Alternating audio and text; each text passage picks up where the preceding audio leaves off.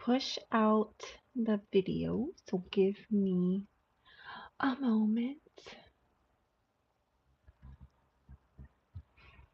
All right.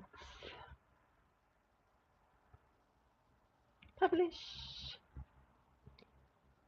Okie dokie. We're doing a pop-up. I didn't schedule it in advance, so we're doing pop-up style today. Alrighty. How is everybody doing? Happy Friday. That was quick. Oh my goodness. Get everything set up.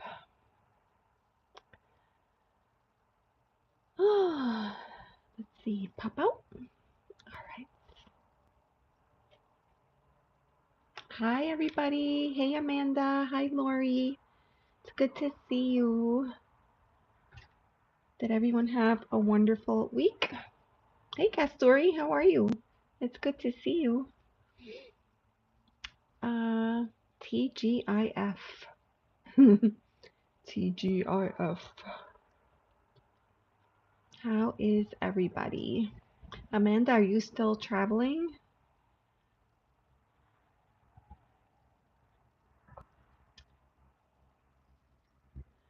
Mm.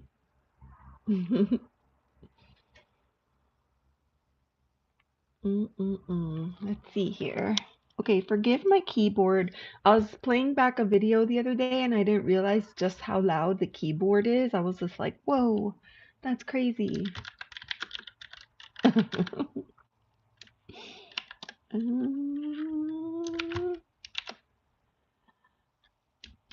Here we go. Awesome. All right. I'm time traveling. I can't keep up with time lately. Oh my gosh. I wish I was time traveling. I would time travel to a different place. I would go to a different place. OMG. All right. Oh, hey, Lovey, how are you? Happy Friday, or should I say happy Friday? Yeah. All right. Let's ring the bell.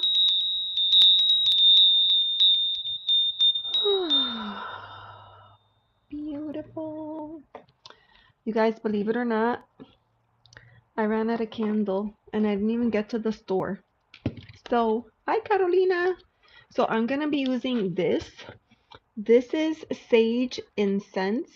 It's Japanese and I really like it.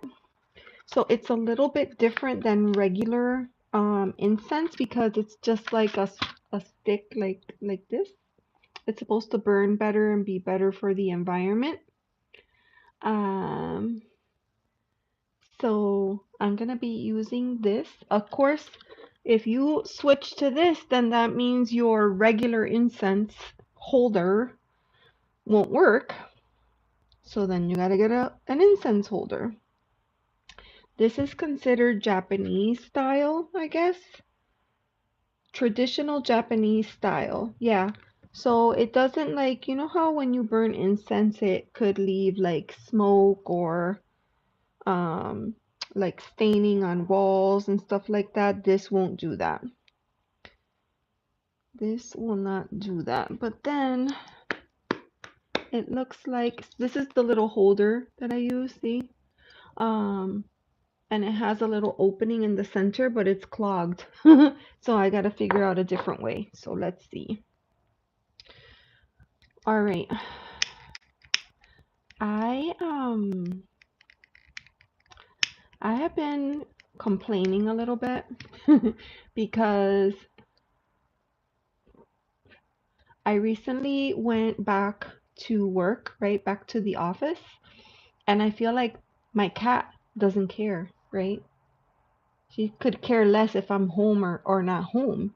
So I've been carrying on about this, and I'm like, she doesn't love me. You know, I noticed that when my son gets home, forget it. She loses her mind. When my daughter gets home, she's waiting for her. at the front door. When I get home, there's no sight, no sign of the cat. So I was like, what the heck? Like, what's going on with this cat? So then today I was working from home and she appeared out of nowhere, right? And she appeared out of nowhere and then she stood next to my desk, which she never does this. But it was something about the way that she was standing. Like she almost looked like she was in alert mode. She was kind of crouched to the ground and staring like at a specific spot in the house. And I was like trying to get her attention, Kimchi, Kimchi, but she would not listen. She would not move. She would not twitch. Like she just stayed in that position for the longest time. And then she was probably like that for a good 5 minutes. And then she moved a little bit, but she stayed close to the desk the whole entire time. And I thought to myself, is there um is there a negative energy here? So I had to like stop everything and call in for protection and ask for like a bubble of protection, which that reminds me, I thought to myself, I need to clear energy, which is why I wanted to do the sage, but I also have my cleansing sprays too. Now, shoot, I don't remember which one is which. One of these is Florida water. And then the other one, I forgot what it was. I'm just going to spray them because I feel like there was something, something was in the air. And I was just like, oh no, we're not having that. The energy at work is not good. I saw that question. It's not good. Uh, it's not good. It's like a factory of cubicles. Like a factory of cubicles.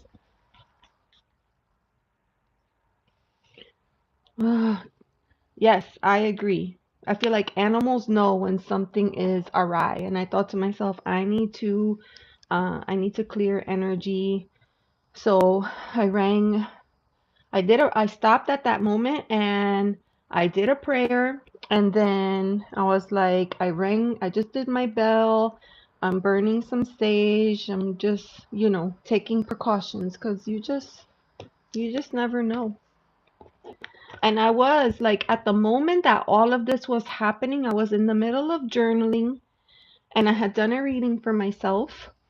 And I noticed that I was doing a reading, journaling, and then I was doing some pendulum work. And I noticed that I was getting conflicting information. Like my cards were saying one thing, the pendulum was saying something else. And I was like, this just doesn't make sense.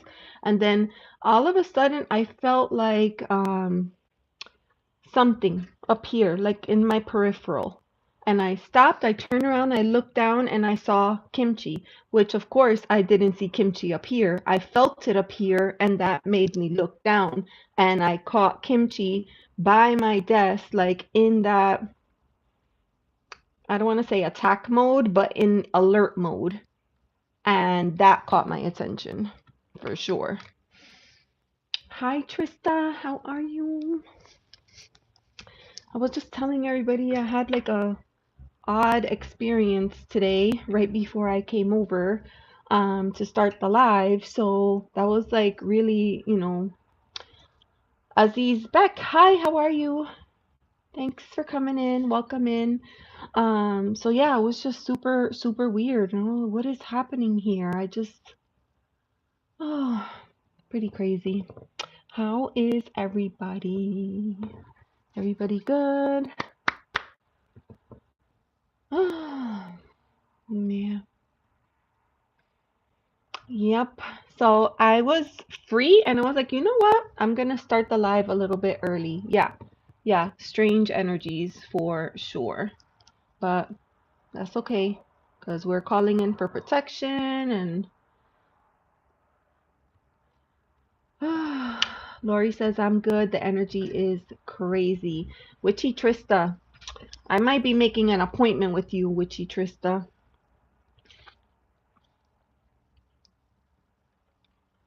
because I'm at the end of my rope with the other cat. Out of control. I'm at the end of my rope with my other cat, Miracle, so I may be reaching out to you. Desi said that she had a good experience when she was working with you, um with her cat. So I was like, well, I mean, I could perhaps give it a go and see what happens. A bunch of no reason anxiety, but I think it's passing. Oh, I've been noticing that a lot, Trista. Like for me personally, that's been happening a lot. I find myself doing like a lot of deep breathing at the most randomest of moments. Um, because I just don't know what else. Like I just don't know what else. This is the energy has just been super, super, super weird. Okay, there. Oh, goodness. Oh, deep breaths. Yeah, I've been doing that a lot, taking a lot of deep breaths. I told a friend today my anxiety is off the hook. My heartbeat, oh, 92 resting. Oh, snap. So I haven't been checking that. I guess I could check that. I'm gonna check it right now since I'm sitting here resting and see what happens. But I do notice that I feel more palpitations than I did before. You're in the 90s normally, Amanda?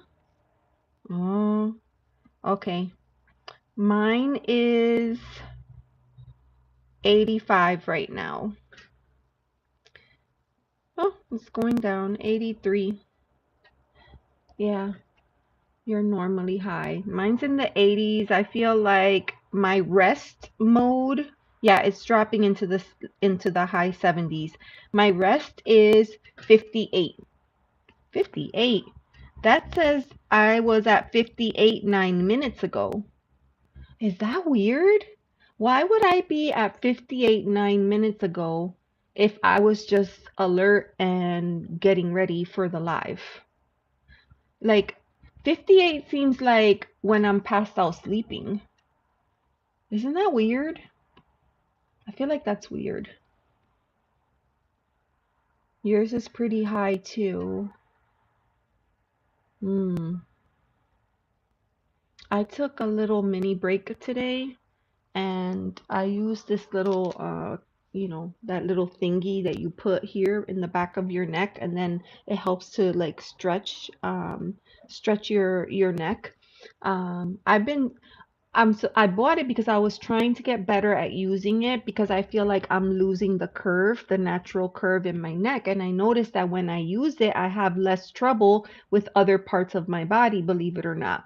A lot of times when I'm sleeping, I have a lot of like pain, either in the shoulder or even sometimes here, the clavicle. It's like everything stemming from the neck is throwing everything else off. And I noticed that when I was using the neck thing, neck stretcher, or whatever you want to call it, if you do that for 10 minutes a day, it was helping to alleviate some of that stuff. But then like I fell off you know how things happen, all of a sudden you stop doing something and then it takes forever to get back on track. That's basically what happened. If it's measuring from your watch, is it possible that there's a glitch? Oh, that's true. That is true. So my range today has been everywhere from 54 to 110 beats per minute. 54 to 110. I did zero exercise today, so why would I have been at 110? It just doesn't. My resting rate is 69. See, so that's weird. My resting rate is 69, so why would it have dropped to 54? My waking average is 92. It feels like something is weird there. Mine spits out a low number at first. Yeah. If I look at it, it will increase. Oh my God, Carolina, that's so true. Sometimes when I'm staring at it, just like the thrill of waiting to see what happens makes it like boop go up. It makes it go up. It's so true. So, so true. Oh my gosh. That's crazy. I just have to take it off sometimes. You know, I've been considering that because I don't think that I like having that. So I have been getting better at taking it off at night, right? For sleeping. But I don't know that I like all this tracking nonsense. And I have been wearing, like right now, I'm using an Apple Watch. Before the Apple Watch, I was using a Fitbit. And I have probably been using some kind of watch device, for tracking purposes for, gosh, at least 10 years. So, it would be like at this point because I'm so used to it, it would be so weird not to. So I don't know. Like I feel like I don't know if I would be able to just not track it. I don't know. When you breathe out, your pulse drops. I'm taking deep breaths, maybe. You took yours. It's 90, Trista. Okay. I took mine. I need to roll my shoulders. Ooh. Look, I don't know how to figure out how to make it like not reverse, but my shirt says you matter. So I want everybody to know that today. You matter. You matter. I hate mine. I only wear it when I work out or in anxiety mode. Oh. But then like don't you find that when you need to put it on it has like no battery? Like when you need it it's like completely out of battery.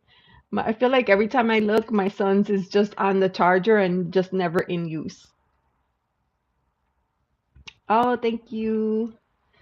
Thank you, Amanda. Thank you, Laurie. I wear my Apple Watch, but it's turned off. So why do you wear it? Hi, Paul. I'm glad. You matter. Everybody matters. Everybody makes a difference in this world. Don't let people make you feel like you don't or like you're less than. You control your thoughts here in your mind.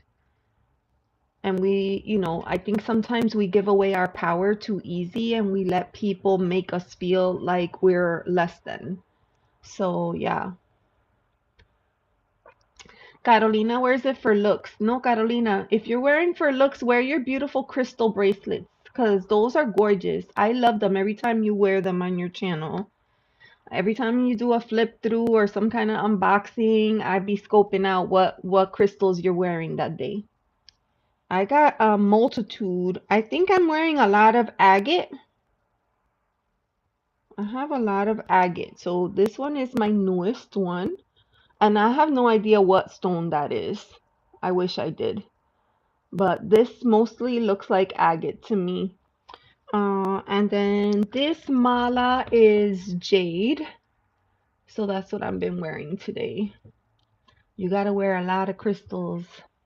I wear it with my watch.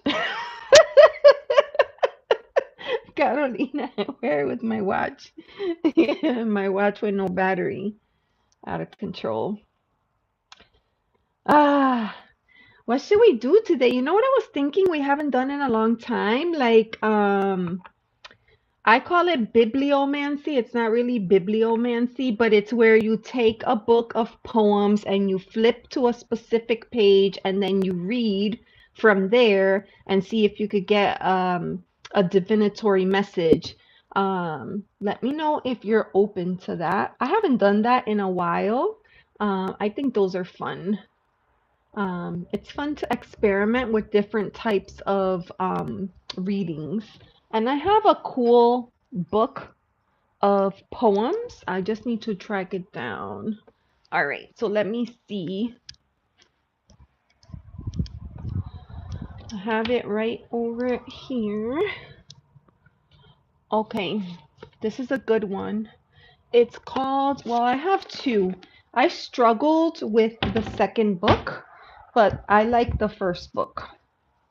I'll show them to you. So I have this one. It's called Feral Witch. And this one is by Lennon Smith. And it's prayers, poems, and incantations. And then the other one that I have is this one, Girl Mess. I don't know if you've heard of this before. So I have this one, this is by Kim Rashidi, A Catabasis in Verse. I don't even know what a catabasis is or if I'm pronouncing it properly, but these are the two books I have. So you could, like, if you want one, then let me know if you want Girl Mess or Feral Witch. And then we'll do a reading and kind of go from there. Okay, Amanda, you want the witch. Okay, awesome. Look, I found this picture and then I cut it out. And then oh, hi, Millie. And then I put tape on it just so that it wouldn't like get icky. Heading into Walmart, pray for me. Oh, girl. Prayer and protection for you, friend. All right, so I'm gonna set that aside, and we're gonna do Feral Witch for Amanda. This book is by a very good friend of mine. Her name is Lennon Smith. And she has many, many books on Amazon, and she also has several decks. So, Amanda, here we go.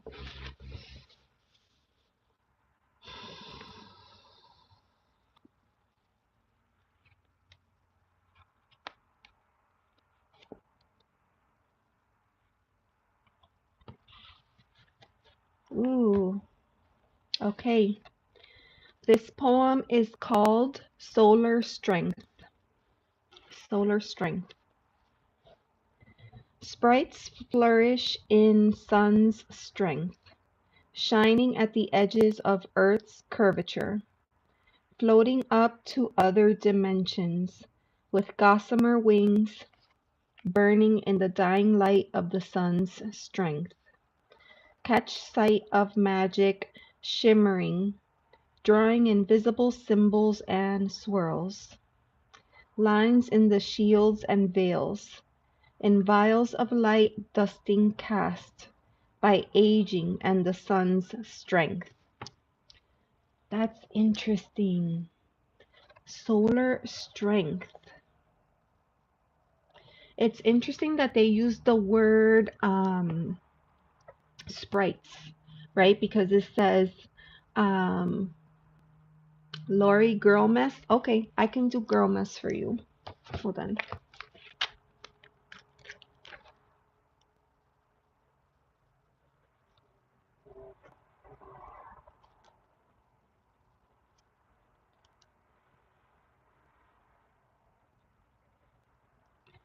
Okay. Sprites. It used the word sprites. Flourish in the sun's strength. I feel like I could get that visual, shining at the edges of the Earth's curvature. Can you imagine what it looks like? Girl mess for me also. Okay, Kastoori, I'll put you on.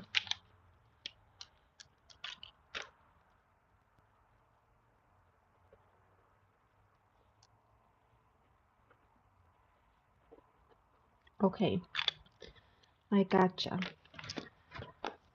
Because can you imagine like what they're seeing out in space? I know right now they're like all hot and heavy staring at the moon and doing all these things, but I imagine like the light reaching, like there comes a point where there's an edge and then there's darkness.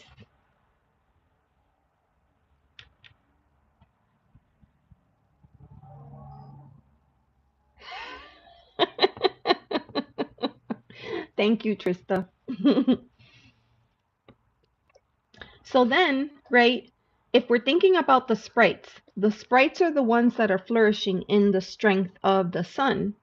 And they're the ones that are floating up, right? It says floating up to the other dimensions with gossamer wings, right? So the sprites, they have wings. And but look what it says.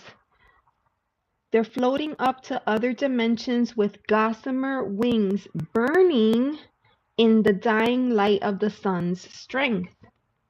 So it seems to me that they would have to wait, like the timing has to be just right for the strength of the sun's light to be dimming so that they could handle reaching, you know, being able to fly into these other dimensions. Catch sight of magic shimmering. This feels very like in the liminal space, right? Catch sight of magic shimmering, drawing invisible symbols and swirls. Invisible symbols and swirls. Do you ever try to like put yourself, Amanda, like in the liminal? I feel like this is a big part of what this is talking about. And I wonder if you ever practice that. Hi, Amia. How are you? It's good to see you, right? Like closing your eyes, it's like that space, like right before you fall asleep. Sometimes when I'm there, I see, I call it light language. I see like light language when my eyes are closed. And I feel like that's what this is talking about. Drawing invisible symbols and swirls, lines in the shields and veil. The shield and the veil. In vials of light dusting cast by aging and the sun's strength. The sun's strength.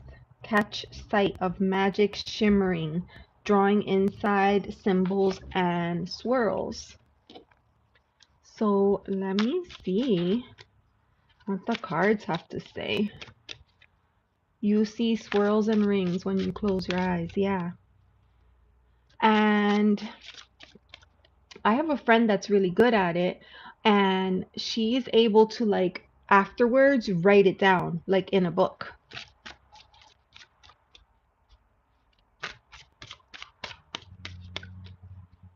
Hi, Amia, don't be nervous. Okay, so right here, solar strength. What is the message from the sprite? What is the message from the sprite to Amanda? What is it that the sprite wants Amanda to know with regards to the strength of the sun?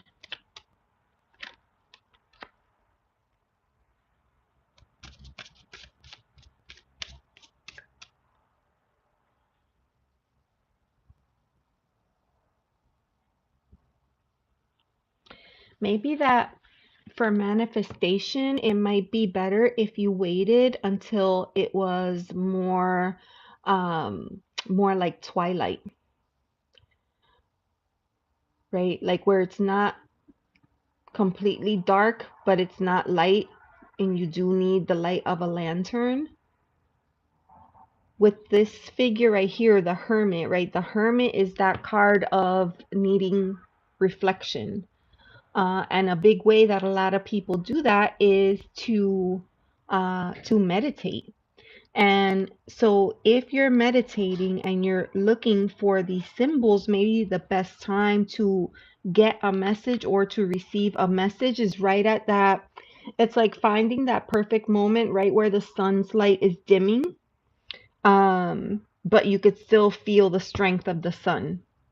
You get it? It's like the rays of the sun are there, right? Like if you were going swimming, you wouldn't like go at 3 in the afternoon because that's the peak, right, of the sun. So like you would burn to a crisp out there, right? So a lot of people like to like hit the beach or hit the pool like in those morning hours, or they wait until just a little bit later in the evening, 4:30, 5 o'clock, so that the sun isn't, you know, as potent. So I feel like there's something about timing in this card and in this poem in terms of when is the best time to gather those messages. Oh my gosh, look at that. The star. The star, you know, that's a card of hope and of course of wishes and dreams, but also restoration, right? It's a card of healing and restoration. That's really pretty, and I think it's interesting. You have two major arcanas. So if you think about it, in the poem you have solar strength. So you have the energy of the sun, plus you have the hermit, plus you have the star. If you kind of look at this, you could see like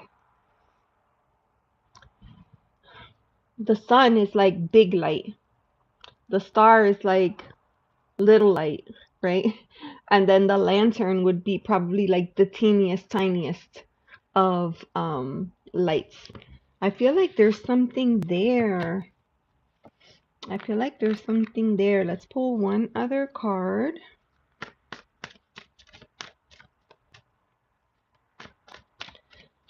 The star card feels very celebratory, you know, like ta-da! Like she has one hand in the air. The lantern, you're with the lantern. Ooh, you got the Knight of Swords, right? Communication. The Knight of Swords can be like a little bit aggressive sometimes. So I feel like if you're trying to commune with spirit or receive messages from spirit, especially in the form of light language, in that liminal space before you fall asleep, it's really hard. I don't know about anybody else, but for me, I feel like when I get to that space of liminal, right, liminal space, when I have when my conscious mind has the realization like, oh my God, I'm here, that snaps everything. And then I lose that moment. And it's so hard for me. And I feel like that's kind of the energy of the knight because the knight is like a go-getter, right? He's very action oriented and he's a little like out there. So maybe a little bit of caution there because I'm getting the message like slow.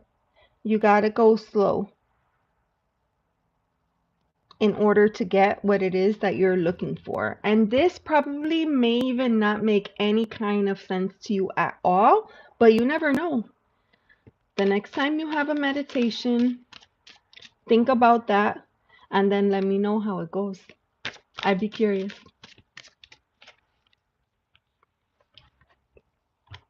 That is my super random, vague message for you, Miss Amanda.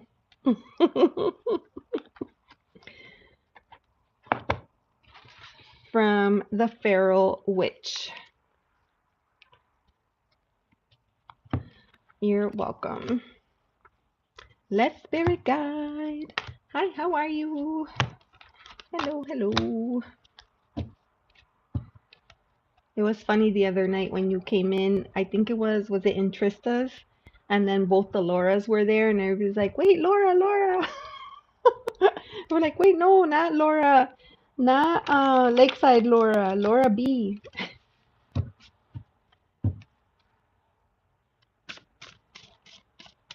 Yeah. All right. So that was that. Laurie, are you still here? Speaking of, Laurie, I think you wanted girl mess.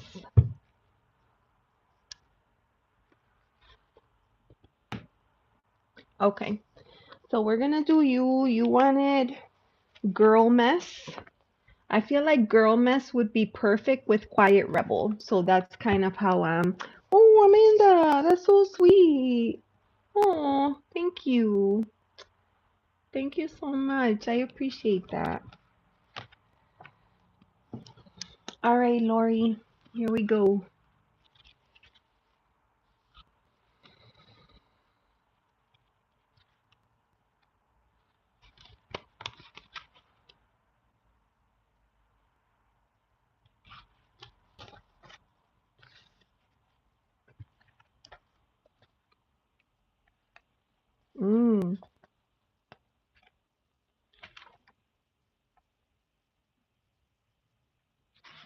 Okay, this says, I think this is called There Was Someone.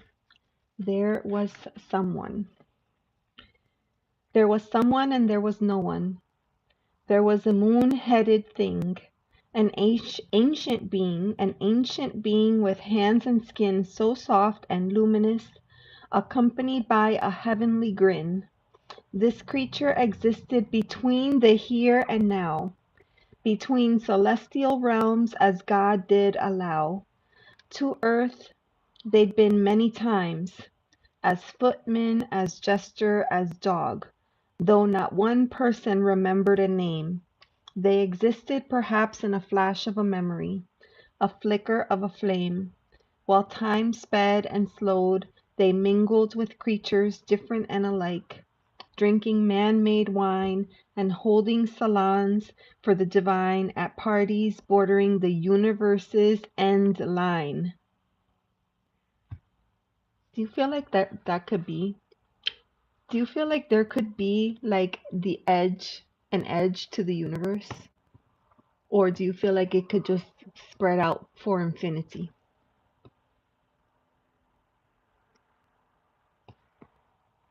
Interesting, right?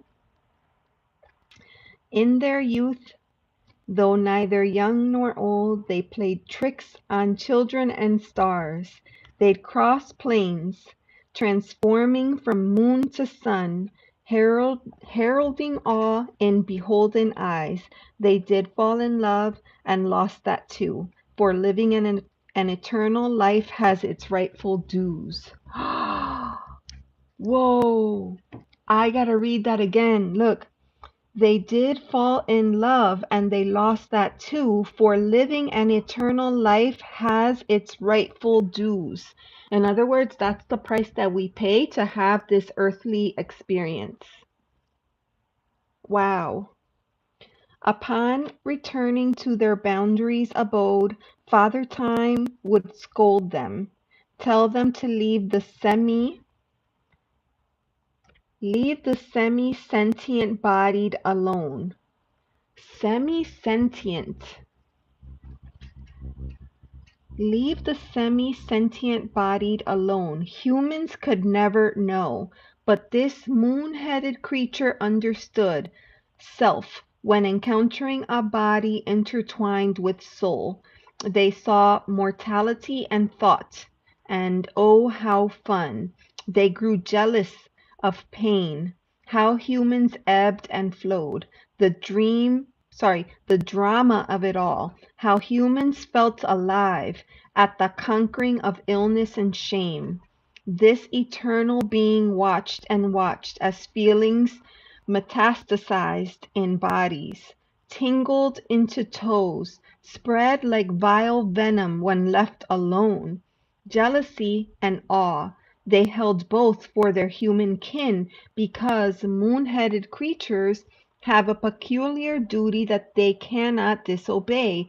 They're linked to humans they cannot betray. Let me finish it. One day, wait, hold on. Is that a different one? It's the same one. Okay. One day, beneath a seated beneath a pomegranate shrub, confused and bored, for they'd been away from earth far too long. The moon-headed thing sought solace from the burn of the sun, mostly visiting at night and usually in dreams. The two remained out of touch. Now cooled and steady, they harped at their lyre, so loud and glorious a music the world could not deny. A fruit vibrated out of its branch, fell upon their crescented head, speared right through it, and leaked crimson onto their unsullied suit, their incandescent body. Beginning to undress their now syrupy red and glowing skin, a girl watched in shock, mesmerized, as if the moon head wasn't enough. They revealed their body, all of eternity within folds of skin. How did you do that? How did you unskin yourself? She asked. They saw the drama in her eyes, and having witnessed no play in centuries of company with other celestial heads, I will show you, they finally said. Oh my gosh, that's interesting. Hey Sakina, how are you? Welcome in. Laurie, what do you make of all that? What a cool little story. Yeah, that was a lot. Yeah.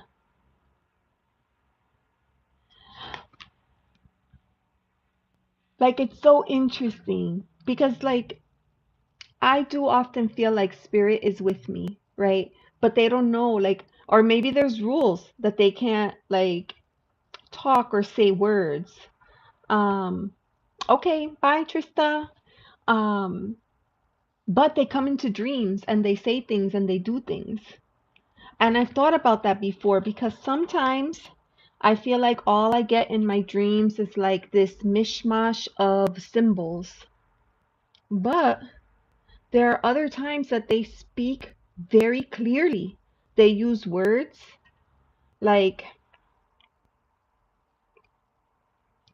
and so then I wonder, like, is it an energy? And then if they go to the extent of using words, then do they drain their energy by doing that? And then do they need time to recharge? I'm aware of my sleepwalking dreams. Oh. You're sleepwalking. I did that as a child a lot. I don't do that anymore. Um, but it's just interesting. Like I remember a lot of my dreams and I just like automatically I wake up, I grab my phone, I voice record it and then I go back to sleep if that's possible. And sometimes they're very clear, sometimes it's a mishmash of things, but sometimes they use specific words and they say specific things. And I remember once I was talking about this the other night, when we did the flip through of the crystal deck, that they were it was a spirit guide and they came and they were talking to me and they were telling me about a crystal and I had never heard of it before and they kept saying the name of the crystal and I was like I don't know what that is. How and then I said in my dream, I said, "How do you spell it?" And they spelled it for me. And so when I woke up, I wrote it down. And I was like, that's probably not even a real word, is what I thought in my head. But sure enough, I looked it up and it was a real word and it was a crystal and it was a very powerful crystal. So they have that ability, like they can say things, but they choose. I feel like, do they choose not to? Or is it that they're bound by rules? Because according to this little story, they're bound by rules, right? Father Time tells them, leave them alone, leave the semi sentient bodied alone. What crystal? I'm going to show it to you.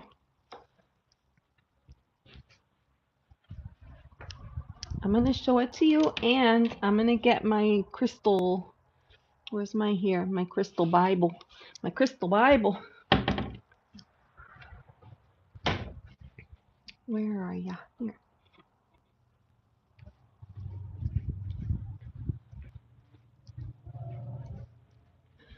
Okay.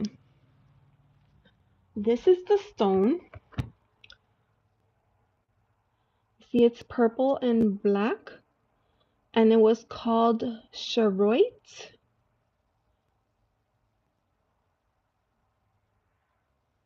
Charoite. Hi, Karen Suki. I grab my phone and narrate my dreams into an email while it's all fresh. Yes, because then later, the more time goes on, the less I remember. So that was the crystal, charoite, and I was like, I never heard of that before. How do you spell it? And so they said,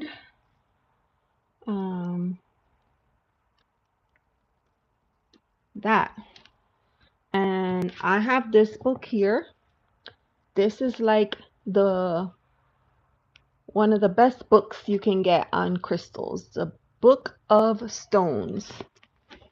And I'm gonna look it up. Charoite. CH. I gotta do it like that because you know I have alphabet issues. Charoite. So interesting because look what it says. The key word for this stone is revealing one's life path of service, purging of inner negativity, protection, and healing. And it's connected to the third eye chakra, the crown chakra, the soul star, solar plexus, the root chakra, and the earth star. Okay, Karen, no problem. Hi, Ashish. I'll add you. Hey, Michael Stevens, how are you? I was just doing some woo-woo things. Okay, Ashish. Ashish, I'll add you to the list, okay? Okay, so Laurie, your poem, where did it go? From Girl Mess is actually quite, I lost my period.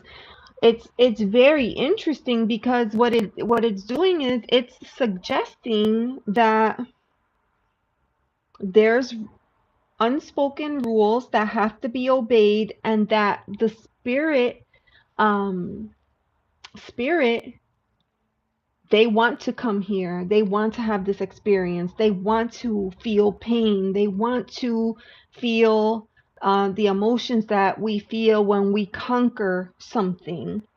I feel like that's very, very powerful. And I like what it says here.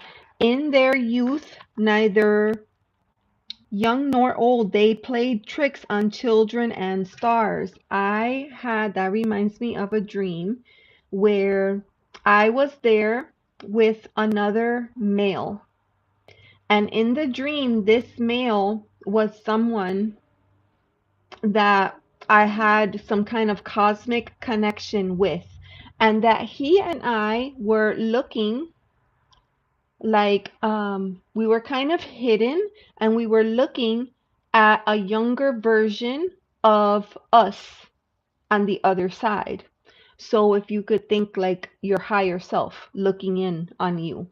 And we were looking and the children were I guess oppressed would be the best word. There was a lot of rules, there was a lot of regulations, things they weren't allowed to do. They didn't seem like they had any fun whatsoever. And so me and the boy that I was with, we were trying to leave clues in the physical realm that they could catch to bring a little bit of whimsy into their life. I remember that like so clearly. The joy that I felt with that other spirit being watching the younger version of ourselves. And in our life, in that lifetime, we were brother and sister.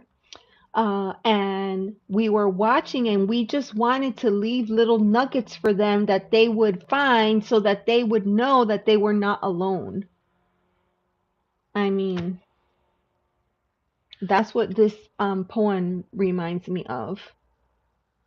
My mother-in-law's dream visiting the last few days. Oh, I have someone that tries to infiltrate my dreams all the time, and I'm like, no. I will tell my spirit guides, no, we need to block that. We need to block that energy. Oh, that was interesting, Laurie. Oh my gosh. Thank you for letting me do that. All right, so I have Kastoori, but before that, I wanted to say hi to Michael. So hold on. Michael, what's going on? I'm sad. I miss my friend Anthony. Will I get over the sadness?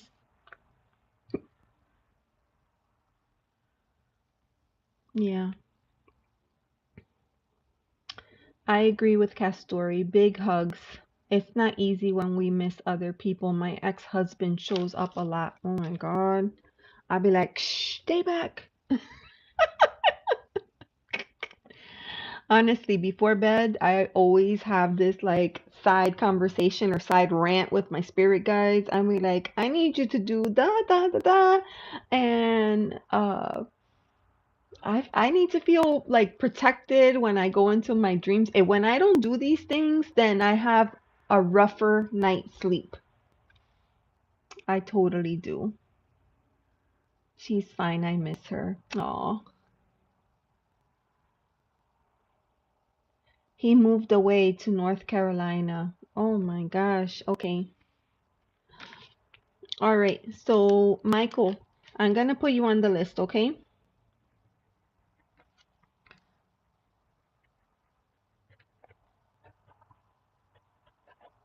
All right. I got you on the list. So, I read for, well, it wasn't really a reading, it was like a poem for Amanda, and I did one for Laurie, and then I was gonna do Kastoori. And Kastoori, you wanted girl mess, correct? Let me know.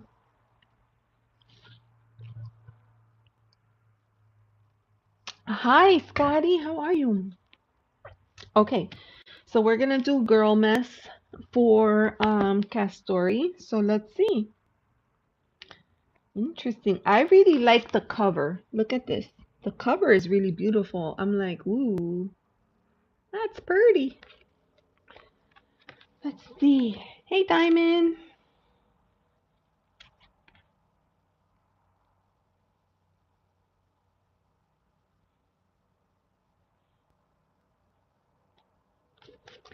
Oh, all right.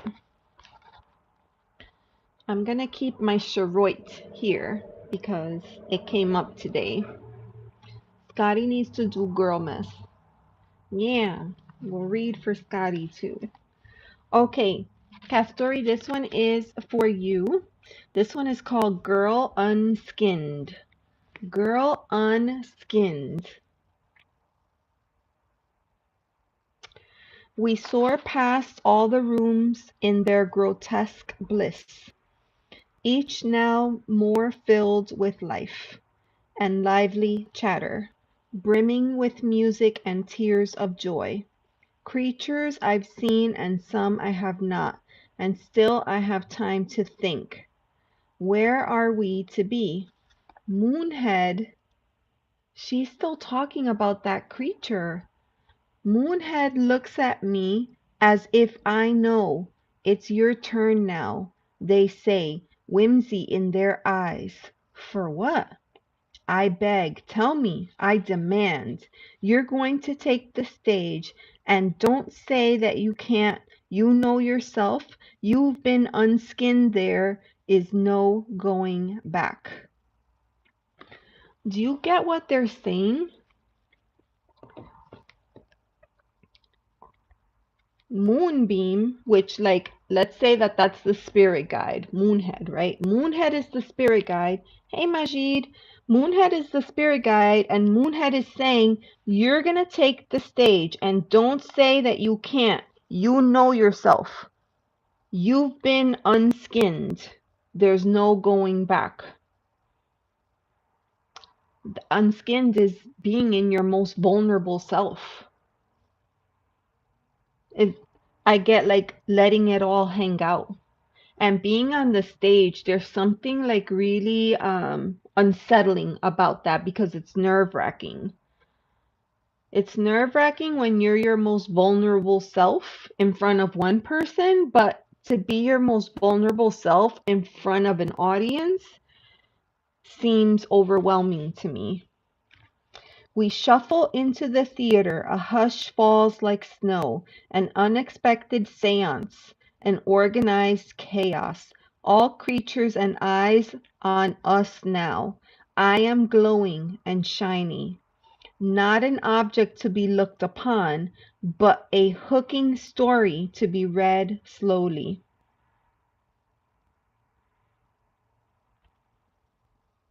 I kind of like that. I'm glowing and shining because if you look at the sun, right, the rays of the sun are so powerful that it stings the eyes. I don't know that we're meant to experience the sun that way.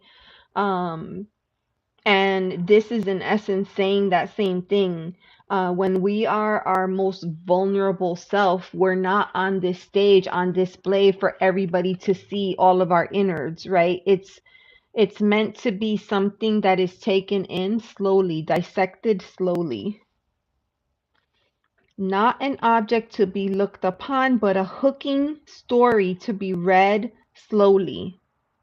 Hooking story, like a story with a hook, a powerful hook that once you put that out there, people are like completely hooked and they want to know more.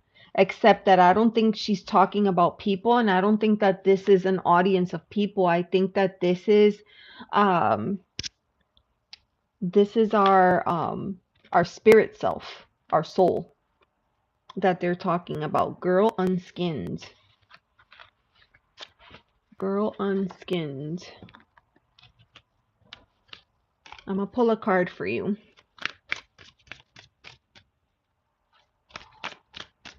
Hookers need love too.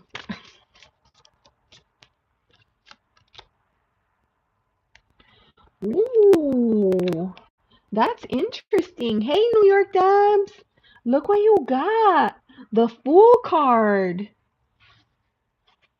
That's interesting. You have the Fool card, Kastoori. So that almost leads me to believe that this could be something like completely new.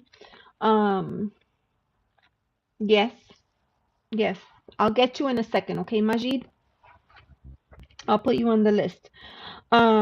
This could be something like the Fool card. It says free radical, the free radical, the Fool. So this could be something that is completely new, something that you just haven't really had the opportunity. Do you do you have a relationship with your spirit team? Like what is, I mean, that might be a personal question. Like, what has your experience been with your spirit team? How do they communicate with you, or how do you pick up signs um or symbols from them? It's so accurate for me. Oh my gosh, that's so good. All right. I feel good. Okay.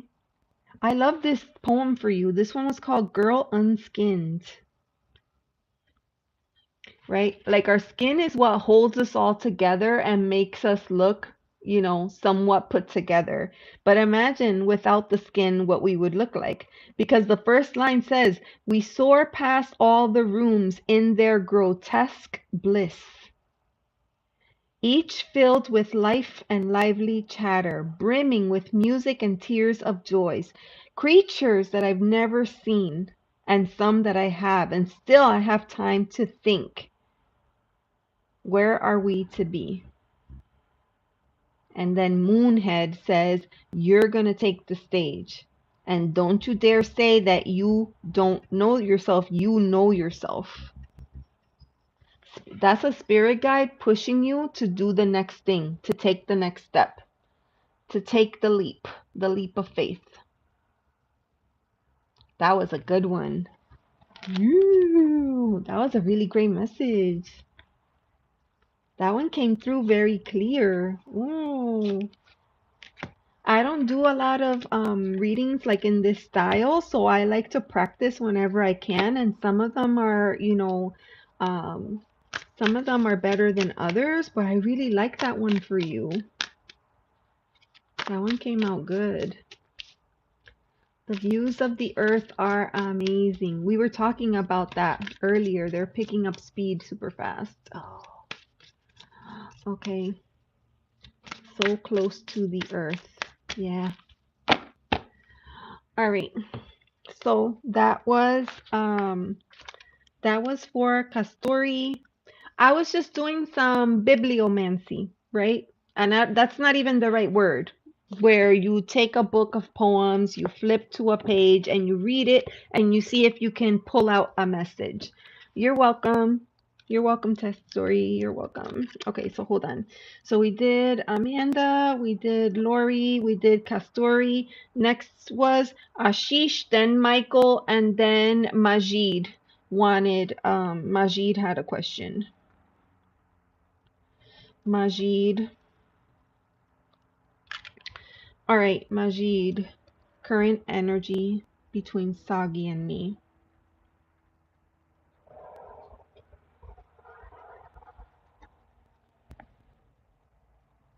All right, I have you on the list, Majid. Ashish.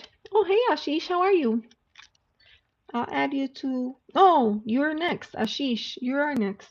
Okay, so your reading was Any Messages from My Future Self. I love that one. That's a great one. All right, so let me move all of my books out of the way, but I still have them. So if anybody wanted like a poem, and a card, or something else that I can do, because I just got a new deck and it is a crystal deck. So if you wanted a crystal, we can pull a card, get the message from the book, and then we can refer to the Book of Stones for additional insight. So that's what we're going to be doing today. Because we got to change it up every once in a while. You know what I mean? Ooh, Debs, you want a book? The poem and the crystal. Okay. Gotcha. Debs. Poem and crystal. Okay, I got you on the list. All right.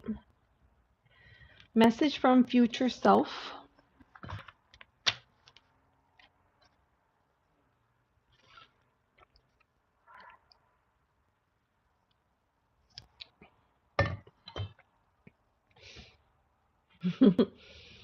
All right, message from future self. We're going to use this. We're going to use the crystal. I'm going to use the crystal tarot. Crystal keys.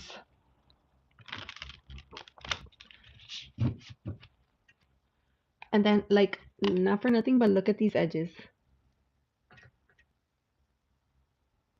Oh, Scotty, you're too kind. You're too kind. Thank you so much. You guys, I'm gonna fill you in on a little secret.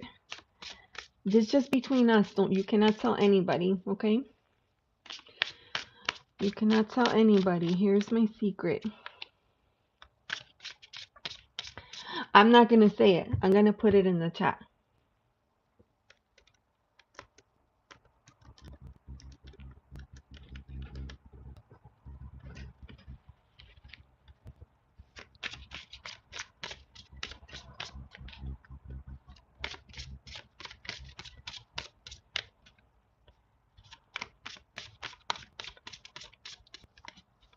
Yep. Thank you. All right. So let's see here. Ashish wanted a message. Oh, Debs, that's so pretty. Thank you. Thank you so much. Okay.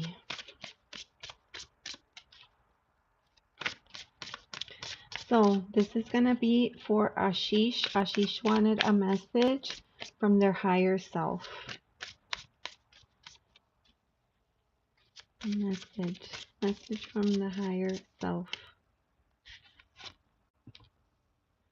Ooh.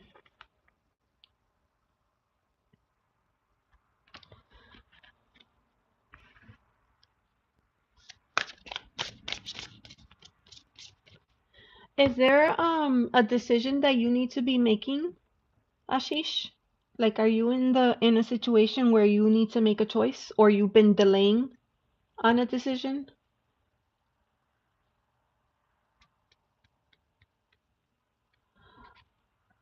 Um, I have always resonated with Aries, but like Desiree says that in True Sky, I'm Pisces, and the more I read about it, the more sense it makes for me. Oh, Amanda, no.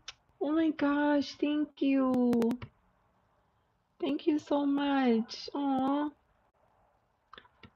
thank you.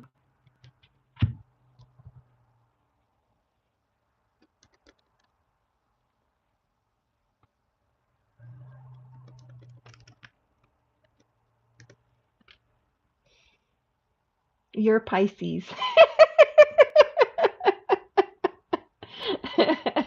That's what Desiree says. There's no way you're an Aries. You're definitely a Pisces. I'm like, what? I think that's hilarious.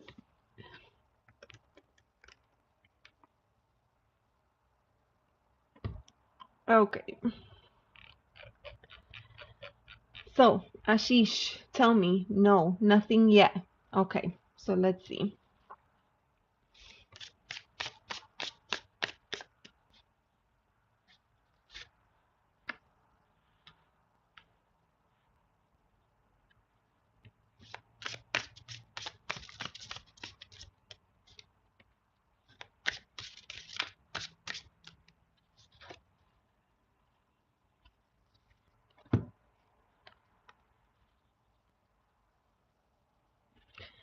Oh, this is really interesting. So, download Stellarium Real Sky app. Okay, I will do that. Let me write it down because if not, I'll forget. Stellarium.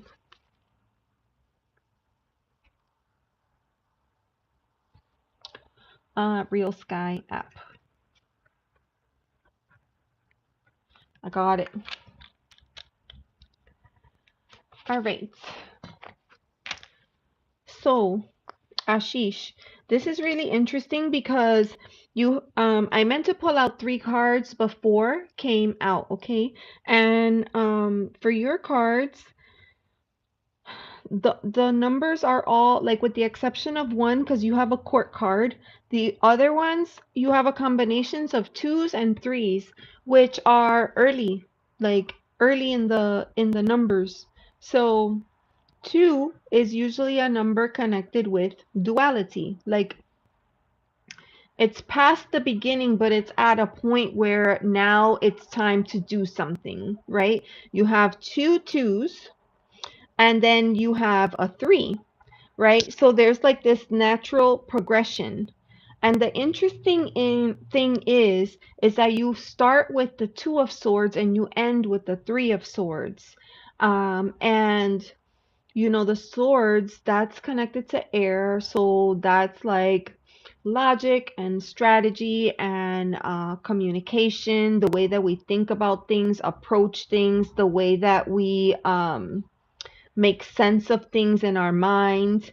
um so you have like this air energy, but then you have there's so many 2s in here. Like you have the 2 2s, and then you have 2 swords, but you also have 2 cups. There's a lot of 2s, 2s and 3s, 2s and 3s. So the first one is the 2 of Swords, which is why I asked you, is there something that you have been hesitating on, some kind of decision or choice that you've been putting off because it feels awkward or uncomfortable? Um, so you have that, and you have the King of Cups, right? There's a combination of both water and air in here. It's like, and because there's so many 2s, I can't help but feel like it's calling you. It's like spirit wants you to balance the way that you process things mentally with emotionally. I feel like there could potentially be an imbalance, and I feel like that's the biggest thing that I'm seeing with these cards. Because you start with the 2 of Swords, you end with the 3 of Swords. And you know the 3 of Swords is the card of heartbreak, right? So you start with the 2, you end with the 3. But then in the center of those 2, you have the King of Cups and you have the 2 of Cups, right? The 2 of Cups is a new beginning, a new relationship, a new partnership, right? This king is very mature energy. This king has They've been around the block a few times. They've had different experiences. They've learned. They've grown as a person. They've evolved over time, and they handle things differently than their younger self did. So this was a message from your higher self. I feel like your higher self is this here, this King of Cups, right? And it's urging you to find ways to balance out that energy, the energy of the way that you think and process information, along with your emotional space, your heart space, right? You have, for the Two of Cups, it's pink sapphire. For the King of Cups, you have rhodonite. And rhodonite is a pink and black stone. So there's a with the rhodonite, that stone has a lot of connection to healing, heart healing. There's a lot of heart healing in there. And then the Three of Swords, you have Apache tears.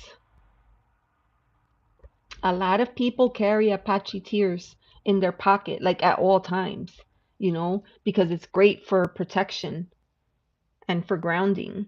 The Two of Swords is dumortierite. Some people just call it blue quartz, right? Two of Swords.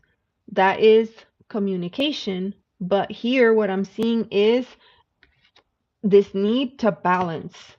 This need to balance those two areas of your life. So this is the message from your higher self. I do believe your higher self is this King of Cups. So I'm gonna grab the booklet and let's read to see what, oh my God. So I opened the book exactly to the Two of Cups, which was one of your cards right here.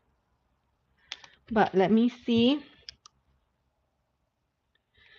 I'm gonna read you the message from that card because I opened it up to that page. Pink sapphire makes it easier to open up, have fun, and create a safe space for authenticity. Do you consider yourself to be fun, Ashish? Tell me. Do you consider yourself to be fun? Or do you consider yourself to be like more serious, more studious, more about goals? Or do you consider yourself to be more of a free spirit and like, social butterfly, life of the party? Tell me what you think.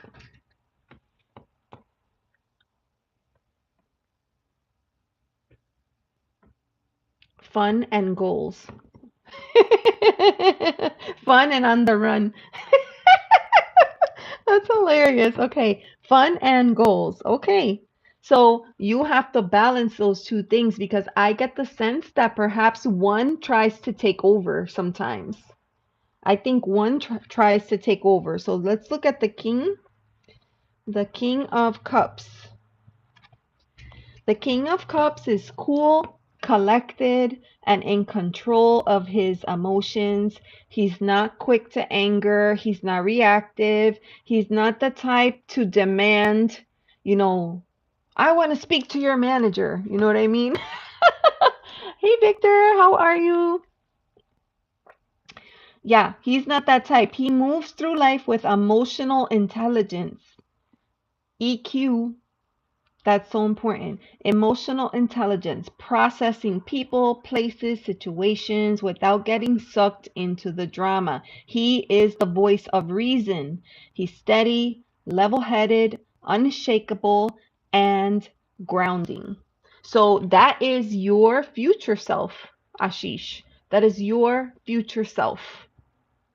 Because I bet that there's parts of your personality that feel very natural and other parts that feel like you have to try a little bit harder to do those things. Let me know if any of this is making sense. Does anything make sense?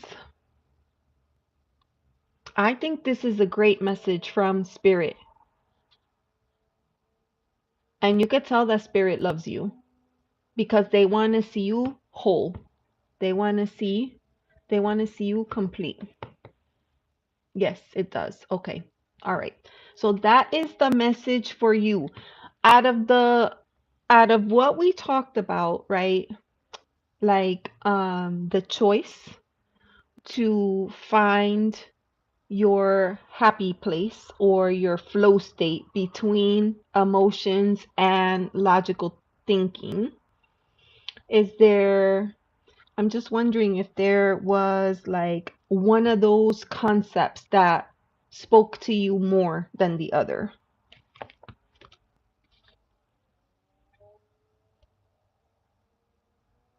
Let me know. Rhodonite.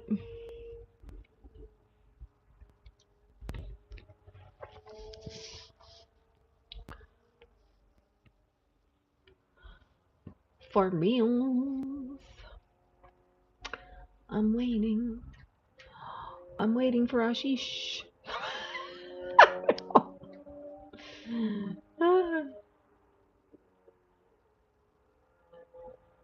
Ashish, let me know. I'm trying to work on myself. Yeah. Okay. You're trying to work on yourself. Okay. I wanted to just like maybe like offer a crystal, like something that you could keep and carry with you to help.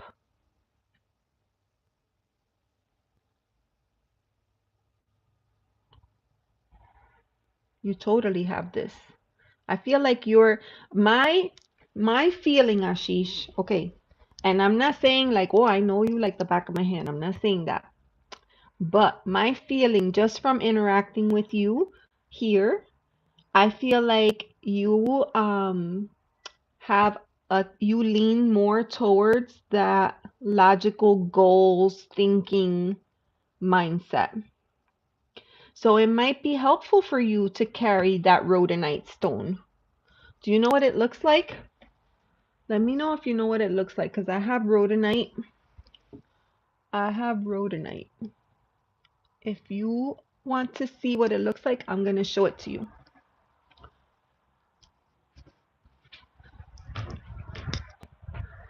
Rhodonite.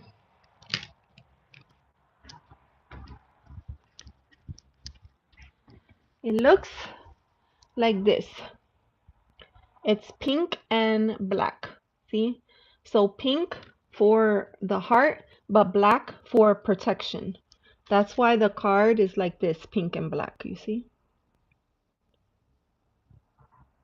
So the next time you're out and about, and you don't need to have the crystal, Ashish.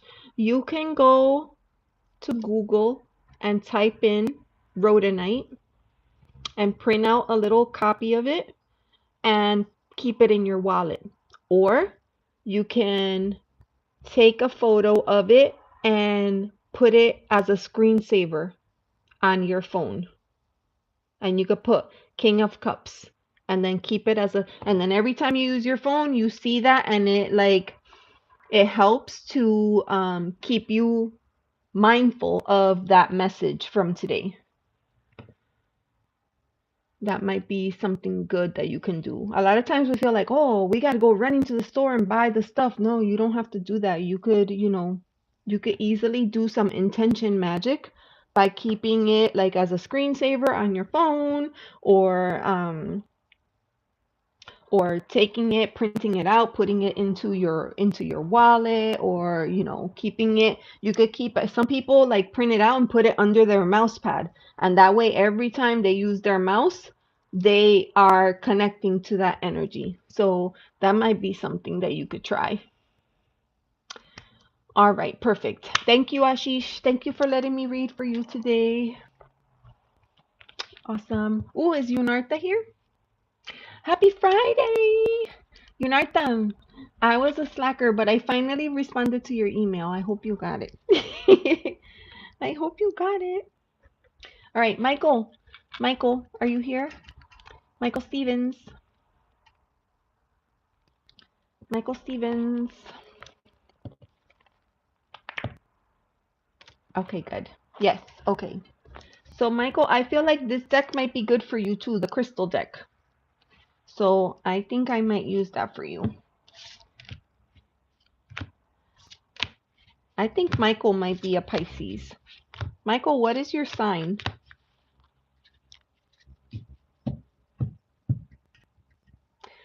I bought a geode at the crystal shop. It's so beautiful. I never saw one before. Ooh, Pisces. I knew it. I knew it. You're a Pisces. That's why it's so hard. Pisces feel so deeply.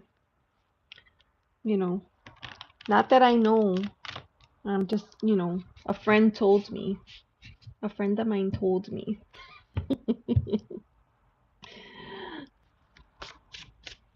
Why, thank you. All right, so for Michael, Michael is having a hard time because a very good friend of his moved away and he's struggling. Like it's hard. So, but if I remember, you survived Walmart. Thank God. Thank God you're back. Thank God.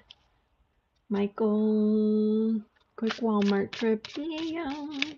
All right, so Michael, tell me your question again because I think you said, will I ever get over this feeling? But I wasn't sure if that's what you said or if you were ever going to forget the person. Which one was it? Which one was it? I'm kind of liking the way that this or this deck shuffles. In and out, quick. In and out. There's a In and Out burger. I think I heard they're gonna put one in my area. In and Out or Inside Out or one of those places. Hey Kathleen, how are you? Oh, it's good to see you. How are you? Yunarta. Oh my gosh. Yunarta. I know you said no reading, Yunarta. I know you said that. But let me at least pull a crystal for you. Let me pull a crystal for you. Oh, you know what I did today, Yunarta? Let me know if this interests you. You could think about it. But earlier I started with poem books. So if you want, we could do a poem from Feral Witch or a poem from Girl Mess. So you could let me know if that interests you. I'm doing like bibliomancy style and I'll pull a poem for you because that is fun. And it's a little bit different than what we usually do.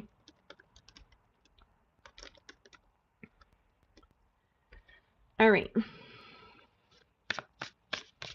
You love that. Okay. Yay. So I'm going to put you on the list. I'll put you on the list, Martha. All right.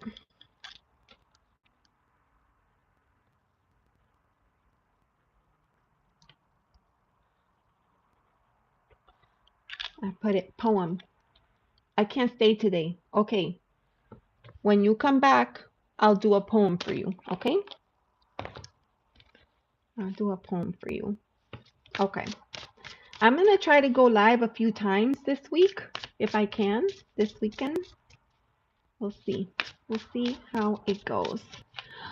All right, friend. Thank you for popping in and thank you for your generous donation. I'm leaving soon on vacation, 2 more weeks, and I'll be meeting up with Desiree, and then we're gonna go on a road trip, and we're gonna go mine for crystals. So when I get back, we can sync up, and then you can let me know how you're doing with your plans, okay, Yunarta? Hi, Kathleen. You wanted a reading? I'll put you on the list. Kathleen.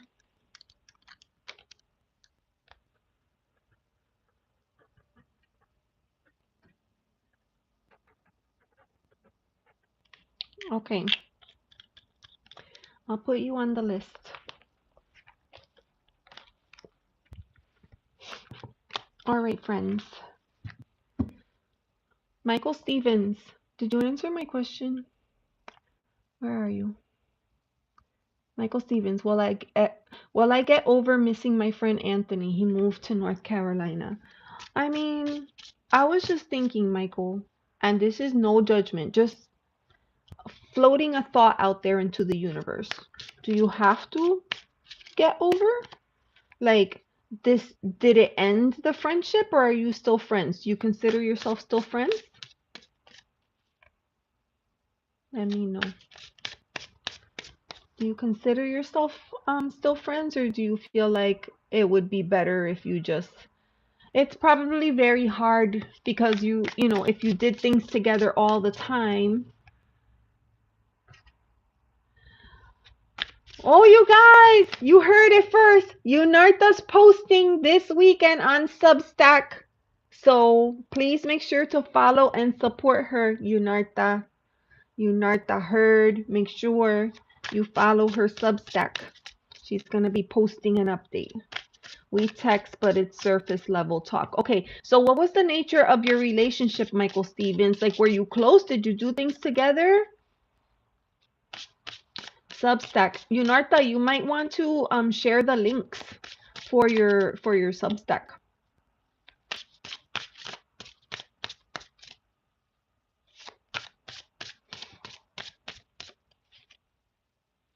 I think Substack is a place where you go to read stuff, kind of like a blog. I'm not sure. We were friends, former schoolmates and gym mates. Okay. All right. So then it sounds like the relationship kind of evolved over time and now they moved and you miss them. Okay. So let's see. Message. What message can we give to Michael today? Michael is feeling heavy, the heavy feeling on his heart. Right here. Ooh, we have the Page of Pentacles. We have the Page of Pentacles, and you know, page is a new beginning. Okay, a page could also be, I consider pages to be pretty close to like an ace, where the ace is like the seed or the intention of what it could be. The page is like the gift from spirit for you to take it and run and do something with it. Except since this is earth, element of earth, they're probably not running. You know, this is the slowest moving of all of the elements. So I do feel like there is opportunity and things will get better, but it's going to take time. And in order for you to do that, you have to, this is an invitation to start something new. Right? This is an invitation. Hey, Katie, how are you? Welcome in. This is an invitation to start something new. You have the Page of Pentacles. Page is usually, it's a very grounded energy, right? Because it's earth, but also pages, if you think about that youthful type of energy, pages are very curious. They're very excited. They want to be a part of things. They want to explore. They want to learn. They want to grow. They want to do the thing. So I feel like perhaps this could be an invitation for you to kind of do something, like put yourself out there and do something different that will help to not just keep your mind occupied, but also help you to create another, I don't want to say a habit or a routine, but like create a new way of doing things that will help you ease that feeling that you have for your friend, right? You have Page of Pentacles. I'm going to read from the book here, Page of Pentacles, and the stone is green, garnierite. Garnierite. That's not one that I'm familiar with, and I don't have one to show you, but we'll read about it. Hold on one second. Page of Pentacles.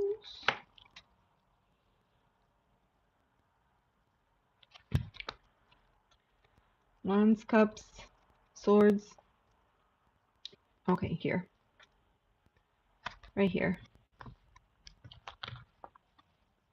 All right, so let's see what it says. If there's a desire for success or a particular goal that has been pressed upon your heart, the Page of Pentacles is reminding you it all can come to fruition with focused action, okay? Inspired learning and a grounded plan of implementation.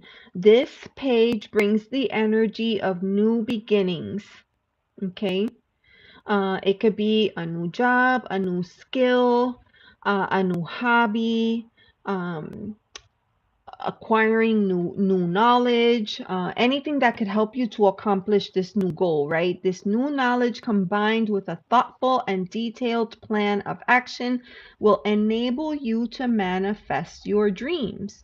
So there is talk here about manifestation, and actually the stone, you see, it's called Garnier, right?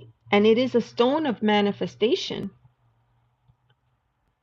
A stone of manifestation. An hour to re-entry, but it's not coming here. Does it goes to Texas? No, I think it goes to Texas. I don't know. I'm detached. All right. So Ashish, you're being asked to manifest fresh new energy. Okay, you're being called to manifest fresh new energy here. So this stone, garnierite, is known as a luck or a gambler stone, and it carries the energy of manifestation and abundance. Its energy will also draw what you want closer to you. It is said that what you seek is also seeking you. I'm going to say that again, okay? What you seek is also seeking you. This stone will assist you in holding the energy of what you want to manifest while laying out a plan to bring it into reality. Okay, so I'm going to read to you the affirmation for the stone. The path to success is unfolding before me, and I walk it with confidence and curiosity. As I seek my goals, they are also seeking me. So whenever you're feeling that lull, that sadness, that pain point, maybe put this on a screensaver on your phone, this affirmation, or you could write it on a post-it note and put it on your mirror, like in your bathroom. Okay. It says here, I'm going to read it again. The path to success is unfolding before me, and I walk it with confidence and curiosity. As I seek my goals, they are also seeking me. Okay, so that is the message that I have for you. This is a card of manifestation, and it's saying that you have to create a new reality for yourself. So I'm reading right now this is the guidebook for this deck, but the other book is here, and this is my reference book for crystals, the Book of Stones, and this is a tome. I mean, it's gigantic. See that? And it has so much information. It tells you the stone, it tells you the keywords, the element, the chakras. It tells you how to use it from a spiritual perspective, emotional, physical, and it gives you an affirmation for every single crystal. And it's like teeny tiny font. So they put a lot of information in there. You could see. This is a great, great book. The Book of Stones. I'm going to link it after the video. I'll link it in the description box in case you're looking for it. Okay. All right. You're welcome, Michael Stevens. I wish you all the best. And remember, you have to, create like a little manifestation board, and that will help you with this. This is like one of those things you have to put it into practice. If you don't put it into practice, it's gonna take you longer to get over this feeling that you're having. Big hugs, my friend, and thank you for letting me read for you. I have to go. Okay, Laurie, bye. Take care. Thank you for coming in. God, this little deck. I'm having a great time with this little deck. All right, Crystal. All right, that was Michael. Okay, next was Majid. Majid, are you still here?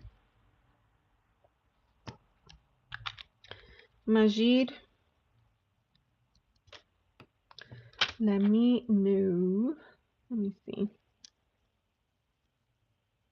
At Majid. Oh, Majid isn't here? Oh, there you are. I'm up the road. Is now a good time for your reading, or you want me to wait and come back later? Let me know. Deck am I using? I'm using my new deck, Carolina. I unboxed it. I got the Crystal Keys Tarot. I did a live unboxing on Monday because why not? And then of course I pulled every single crystal that I own and I matched it to the deck. It was a little out of control. You want that. It's so good. I absolutely love it.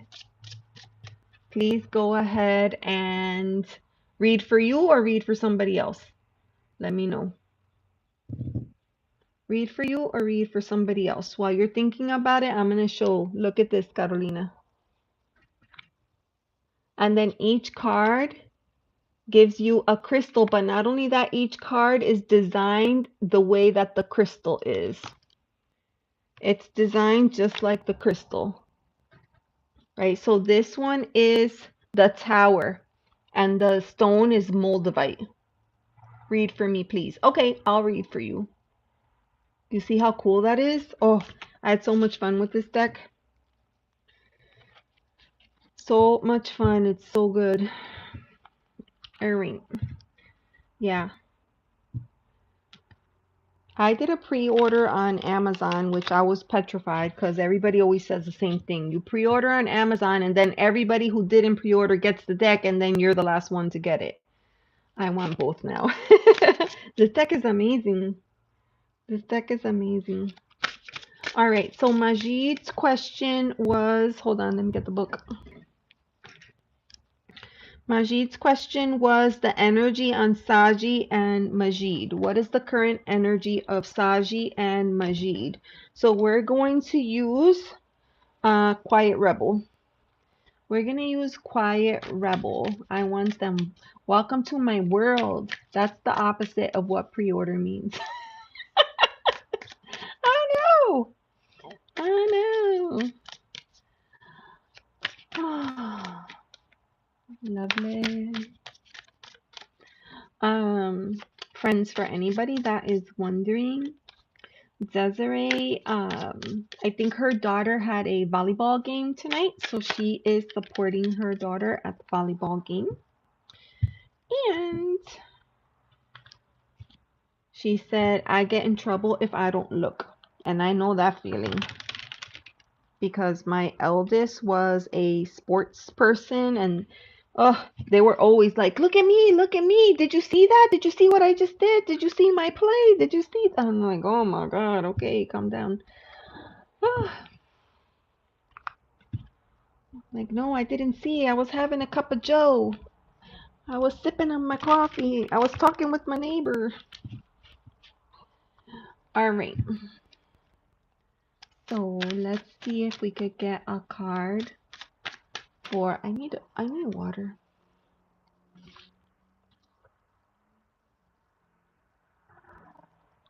Whose kid is this anyway? What kid? All right. I mean, she only has one husband. Hey, buddy.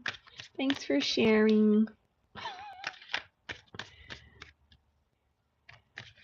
I'm going to put Scotty. Scotty, you'll be in charge of Buddy.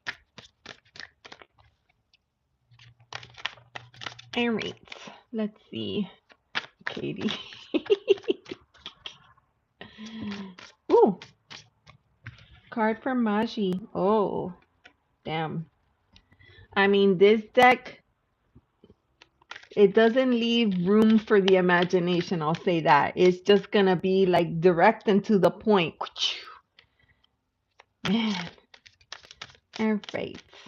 A card for, ooh. Okay, Majid. I'm going to pause right here. So, hey, Blush Heart Love. Oh, I love that. Blush Heart Love. Welcome in. All right. So, Majid, a card for you. I mean, this card doesn't require a lot of explanation, but you can see it's an uphill battle with this scenario. It's an uphill battle. You can see what he's carrying on his back, a big old dynamite stick, a firecracker. Yeah, I feel like this card says it all. So, Blush Heart Love, thank you very much for coming in and welcome in.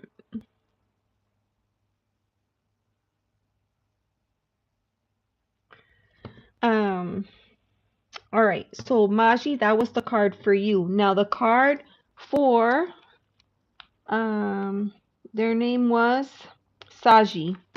The card for Saji is right here, Strength. And I kind of like this. I feel like this person is oh, they're in, okay, in California. Okay. All right then. Um this person, they have their act together, you know. To me, they're coming across as very like polished, very put together. They know who they are, they know what they stand for. They you know, they are very well connected with their personal power. So this card for you, uphill battle, like this might mean that it's gonna be more challenging to woo this person over, if that makes sense. I feel like you may have to work a little bit harder. And you kind of get that, right? Like you see all the bees in this card. Bees are usually very diligent, very hard workers. So I kind of feel like you may have to work a little bit hard to get the attention of this person.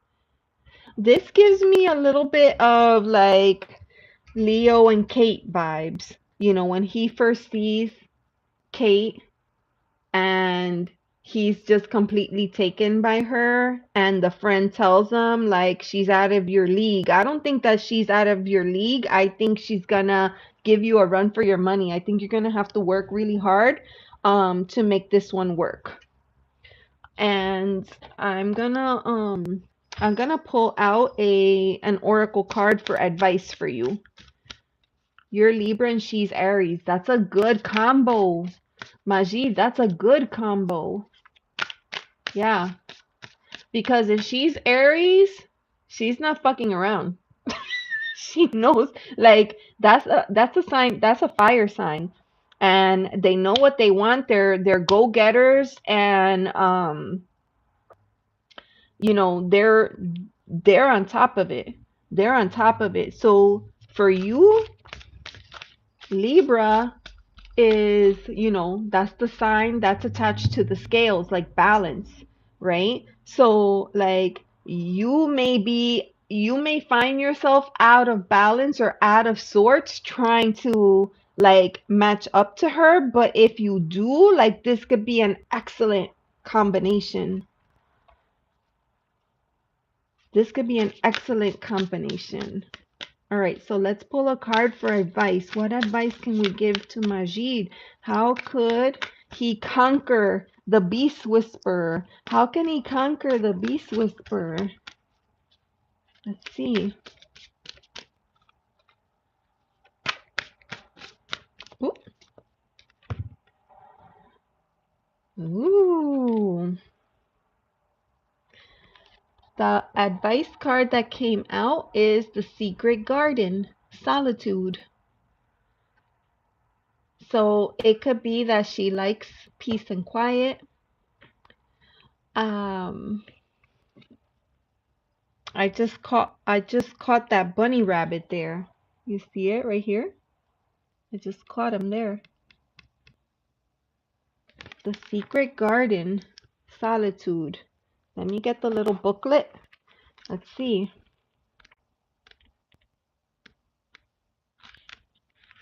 Mnoqrs. God, I'm terrible with alphabet. Where's Secret Garden? What the hell? Is Secret Garden missing? Hold on.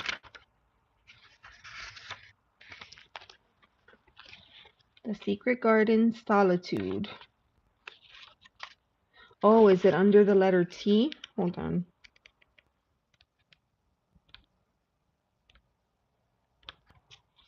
Okay, right here.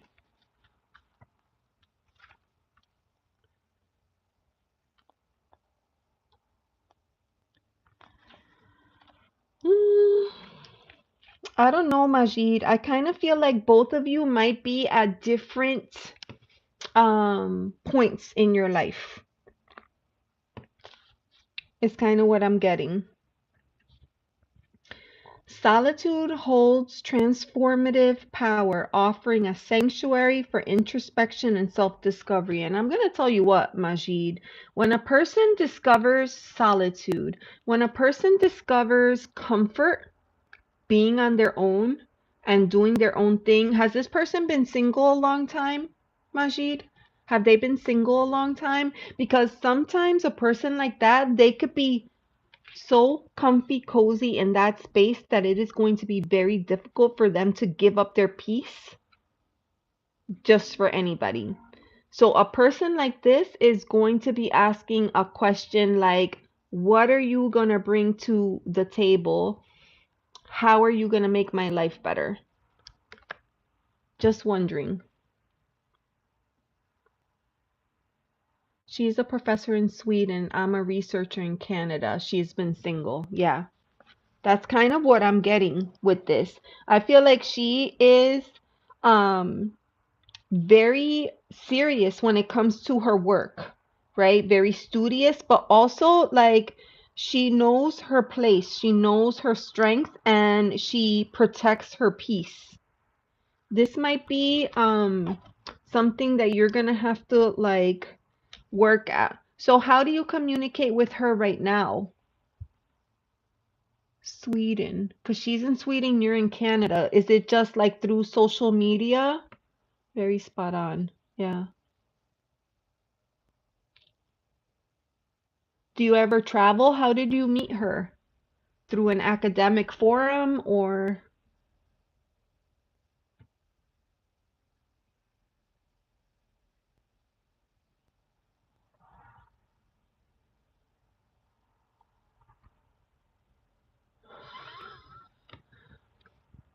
just last week was her birthday? Oh, and I sent her a message. Okay. That's good. That's a good start.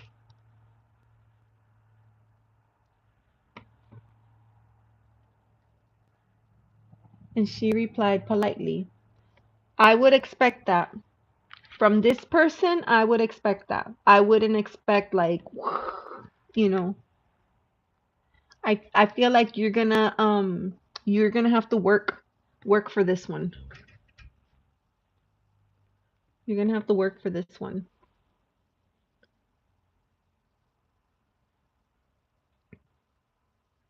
And she responded, so that's a good sign, right? She could have just ignored it, but she responded, so that's a good sign. So I would say that I would like continue.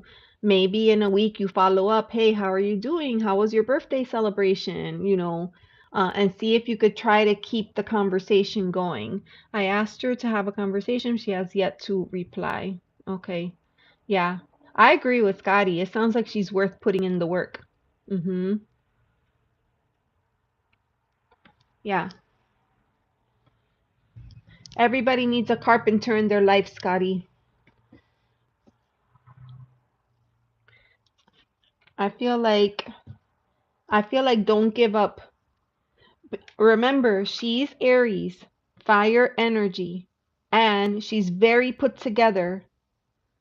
She has worked hard to get to where she is, so she's not going to give that up easily.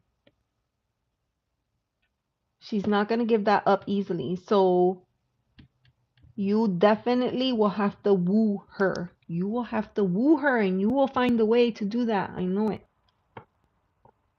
Guys always figure out how to do that.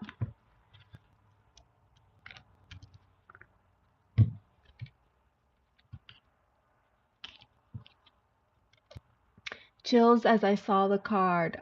Allow by one's actions showing her why she should consider not the single life. Yes, Yes. So right now, I feel like she's living her best life. So you are going to have to show her, you know, what it could be like to develop or cultivate a friendship, not even a relationship. Like, let's just start as friends. Like, let me get to know you a little bit better, and see. You gotta woo her. Woo! You gotta woo her. I know you can do it. I know you can do it. I know. Put on your best. Put on your best. Awesome. Thank you for letting me read for you. I'm trying to start a research project with her to open up a communication. Yes, that's a great idea because sometimes when you do project work with someone, because of the nature of the work, then you have to work together. You have to get to know each other. And that might be easier for her than social interaction. I don't think you should give up. I think you should try. Mix it up. Co-workers, but it's hard because she's in one country, he's in another country. Sneaking in the back door. All right. Well, thank you for letting me read for you. And keep us posted. Let us know how it goes. That was for Majid. Okay, next was New York Debs. Where is she? New York Debs, are you here? New York Debs. Tell me if you're here. Lately, when I go into the chat and I do at, like, it doesn't let me tag the person. So then I think they're not there. Are you here? Let's see. Don't stop open. Honesty is key. Yeah. Yeah. Okay, she's here. So New York Debs, we're going to do a poem. We're going to do a poem for New York Debs and a crystal. Okay. This is exciting. I feel like this is so much fun. All right. So I have my crystal book for when we pull out a card for you. And I have two poem books. I have Feral Witch. This is by Lennon Smith. And I have Girl Mess. So tell me which one resonates for you. Feral Witch or Girl Mess?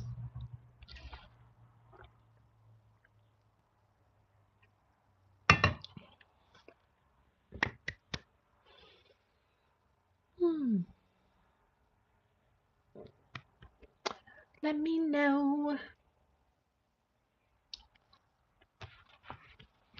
Girl Mess. How did I know? I picked it up right when you said that. All right. We'll do Girl Mess.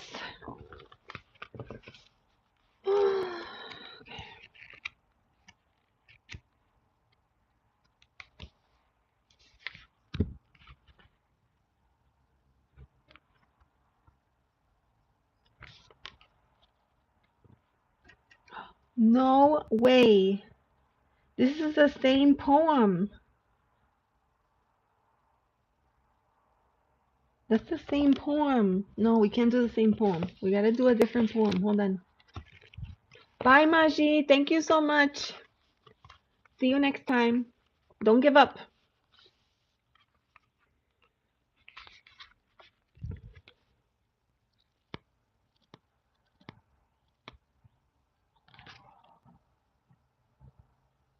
Okay, I have your poem. I have your poem. You ready?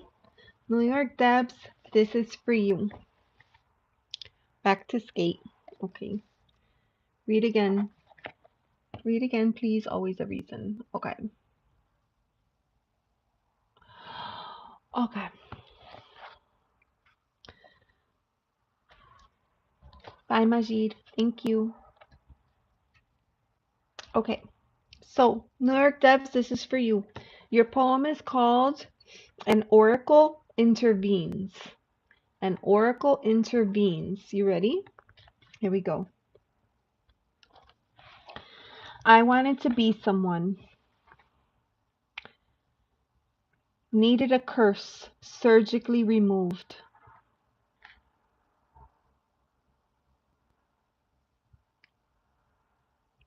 An old woman beckons me, fantastically amused. She's sunken into an armchair, forfeiting her body to its dark green crease.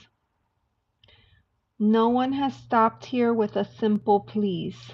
She is a prophet like no other, asks for no sacrifice nor prayers uttered, and yet I offer her the skin off my back, a thank you, for relieving me of the identity I lack. Whoa, whoa. She unwraps the mystery of my life, like tough candy wrappers with a knife. She pries me open with her eyes and she says, there is no curse here, not a single one. See the shackles there? Pointing to a tarot card, and the owl here, revealing one in her crystal ball. You seem to escape yourself, become devoid of meaning, take refuge in hidden shells, create dignified and personal hells. But I am just a girl. What more am I meant to do? And she glares at me like a maddened mother. She cuts my skin with a menacing stare. She rummages my soul like a pretty purse. A girl is to traverse. Look at all these glorious rooms. How many there are, and yet you remain stuck in your boots. I take them off, down to bare toes. I squish them into this unfair earth. The moon-headed thing watches me. The eyes unempty, a spark of something, as they walk through the frame of a door. Come, child, let us go and explore. Ooh. Debs, what do you think of that? Let me know. That is very deep. An oracle intervenes. So basically, let's see if I can interpret this. She goes to someone that she thinks is a wise woman or maybe a seer or a fortune teller because she wants to have a curse removed from her. And so this woman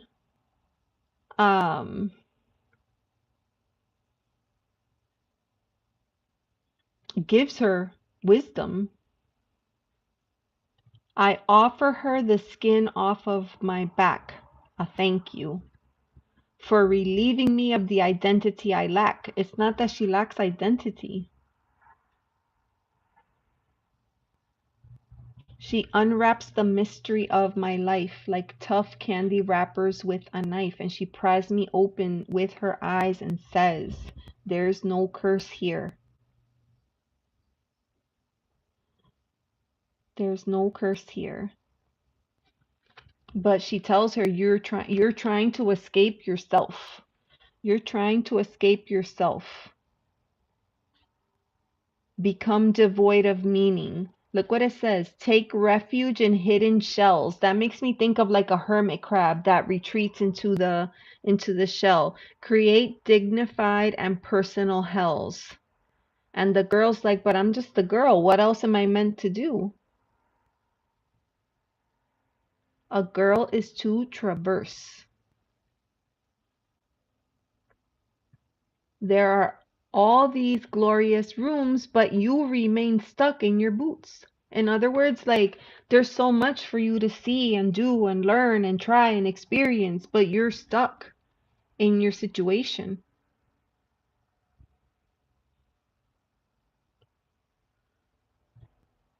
and the woman wants her to go and explore.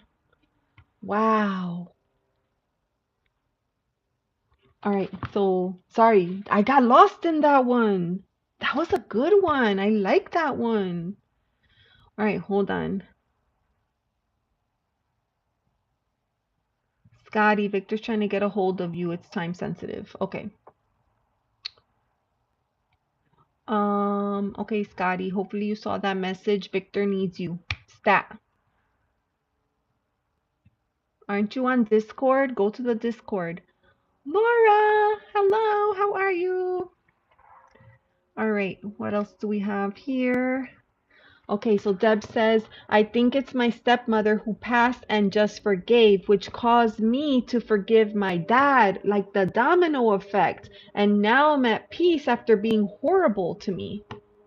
Ooh, I like that. That's huge. I felt like she had put a curse on us. Oh, that's what it said in the book. There is no curse. There's no curse. Gwen Stefani, I'm just a girl. Yeah, that is. Wow. That's powerful. All right.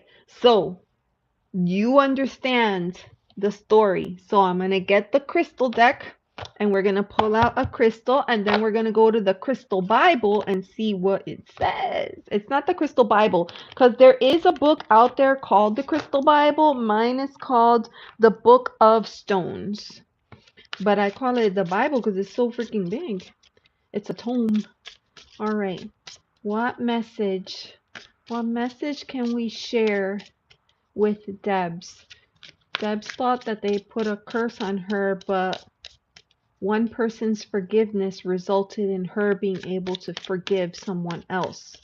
So she was able to pay it forward. What is the message for Debs? Oh, the sun. Citrine. You got citrine, the sun. Oh my gosh. That is so freaking cool. Citrine. You got the sun card. Hold on, let me get the book. Let me get the book. Okay, we're gonna look in here. The sun card. Citrine. Luckily, this big beauty is in alphabetical order. The book. I could read from here because this book tells you about the meaning of the card, but we kind of know like the sun, right? And it talks about citrine, but I want to read from this book right here. So let's see. Citrine. Hold on. Citrine. C-I-T. I gotta do the alphabet in my head for God's sakes. All right. All right. So Debs, this is for you. The keywords for citrine: manifestation, personal will, mental clarity, and creativity. This stone is connected to the element of fire. No shock there, because so is the sun. Okay. This is good for the root chakra, but also the second chakra, right? The sexual or creative chakra, and the solar plexus. Okay, so I'm gonna skip all that part and we're gonna go where is and it actually breaks it down, Deb, because you know how there's regular citrine and then there's heat treated citrine. Heat treated citrine has that like really bright yellow color that's not natural. And so in the book they give you like a meaning for natural citrine, but they also give you a separate one for heat treated citrine. Do you have citrine, Dems?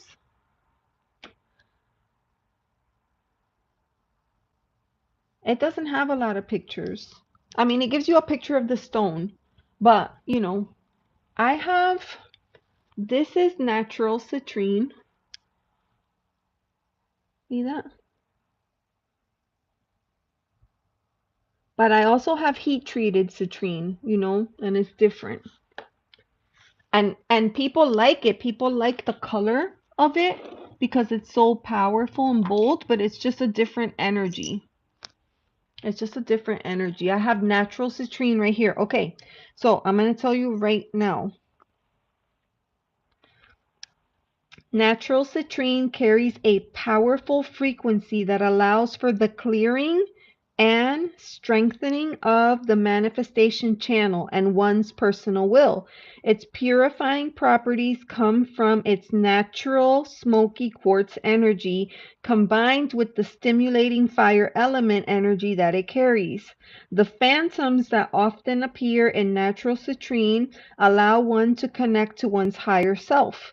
So one can focus on manifesting those creations most aligned with one's highest good. Okay, so I'm going to tell you right here, spiritual. Which one do you feel like you need more? Spiritual, emotional, or physical? Yeah,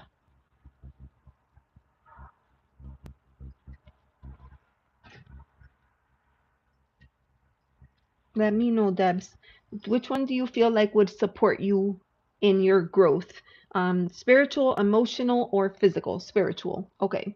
So it says right here, natural citrine is the great manifester, allowing one to purify the manifestation channel and bring divine energy into form through intention and action. It assists one in maintaining one's direction when the going gets difficult or when obstacles appear in one's path. So you can lean on that stone to help you.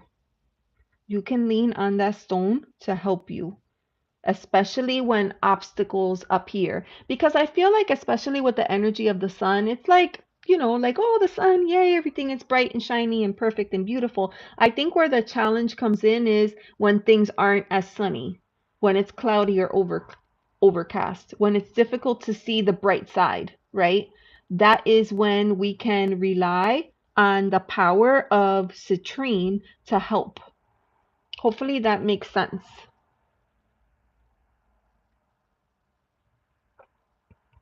Let me know if that makes sense. So then Trista was talking about heat treated citrine. And so yeah, so the book divides it from natural citrine and heat treated citrine,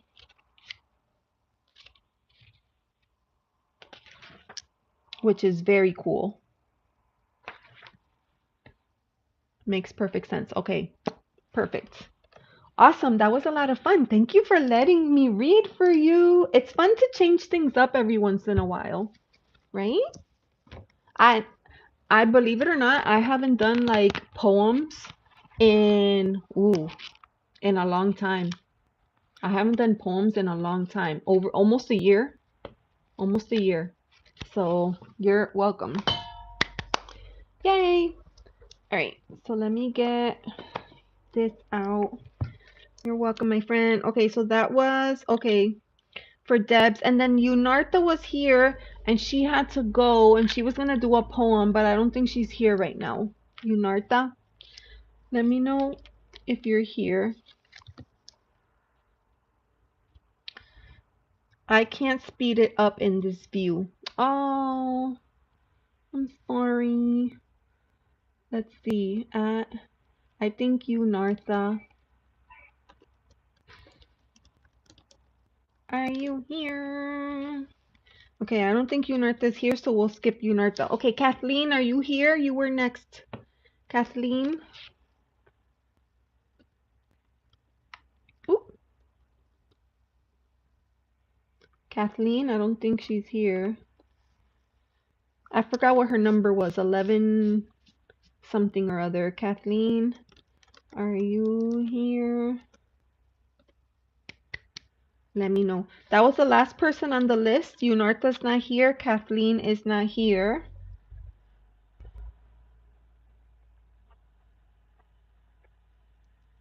MIA. Hello, my darling. How are you? Are you home? Let me know. I can't stand the crappy view. What's wrong with the view? Did something happen? What happened? on? What's going on? Yes, I'm in bed. Okay. All right. How was your day, dear? Did you have a nice day at work? How was your day, dear? Beautiful. Did you have a good day? All right. So that is, did I miss something? I brought you milk. Oh, thank you. That'll be very important for coffee. That'll be very important. All right. So that was it. Unartha and Kathleen, and they're all gone. So if there's anyone else that wanted to get on the list, let me know. I'm happy to just how to get it to good view and better chat. Wait, are you watching on your phone or like on the laptop? Victor was just here in the chat, but I guess he took off. I'll take a reading. Okay, Trista. Trista, did you want a poem or a reading? Trista.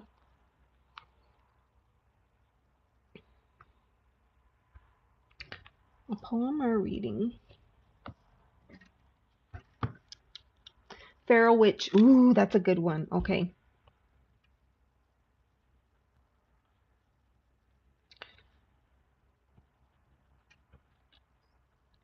That's a good one. And this is by a member of our community. Her name is Lennon Smith, and she's amazing. I have Feral Witch. I have two other books of her in like ebook form. Feral, I have Feral Monologues, I think it's called, and then one other one.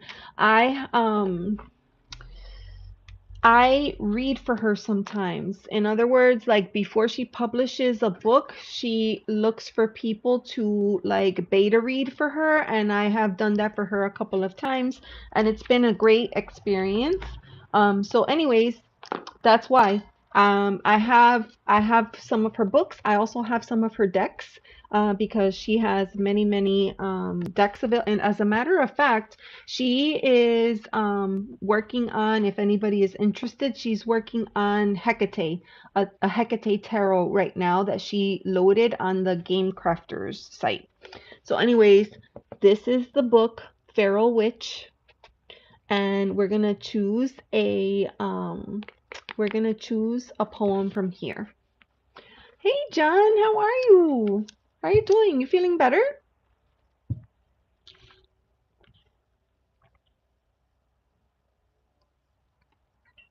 Oh, did Katie leave? Maybe she had to step away. She mentioned something about roller skates. So I thought that meant that she had to go. Earth to Scotty. Come in, Scotty. Victor needs you in aisle 1. Victor needs you in aisle 1. All right, this is for Trista, so let's clear energy.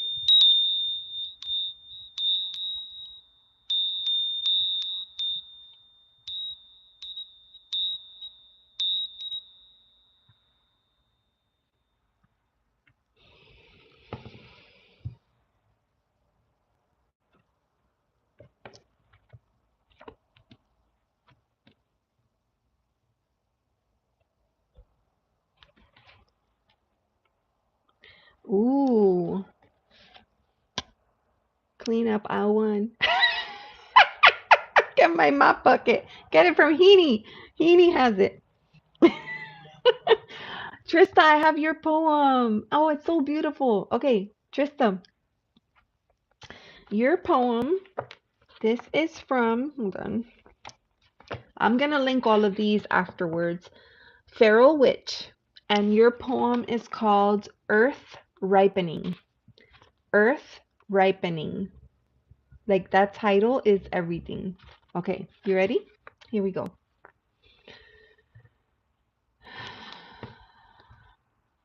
The earth is ripening, and I found the mists calling.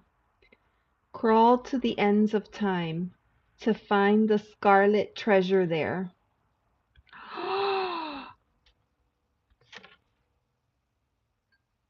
The trees at the ocean's end are losing their leaves to the frost, as I pluck the ice from the sky to find the cold treasure there. The earth is ripening, and I found the roots calling, bowed low to the ends of autumn to find the season's gifts there. Wow, that is so good.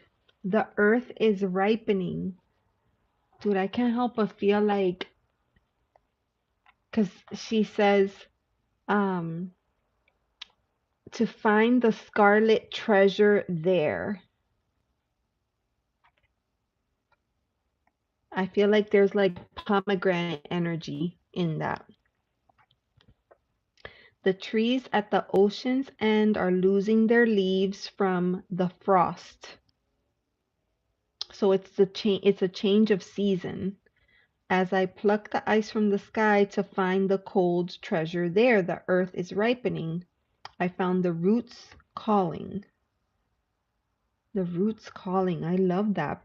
Bowed low to the ends of autumn to find the season's gifts there. It sounds like a time of harvest, Trista. That's what it sounds like to me, like a time of harvest. By the way, this poem is on page 95, in case the number means something to you. 95.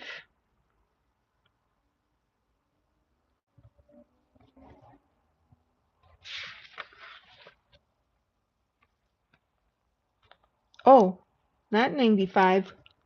195. It's on page 195. Chippy, hi, how are you? On page 195. Winter. So it's in the section called Winter. No? What is going on here? Hold on. Oh, ripened words. It's the last poem before winter. So it's going from fall to winter. I feel like the harvest has come in, but if you don't hurry, it will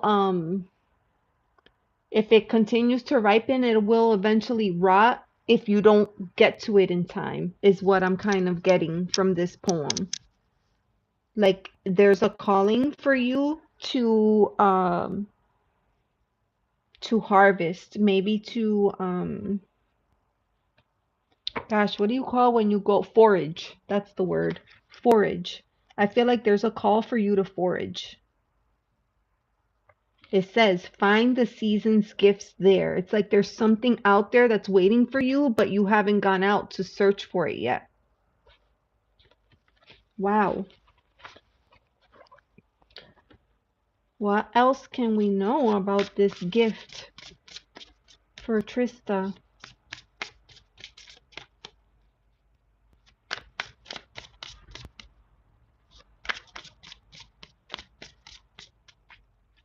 This gift for Trista. What else can we know?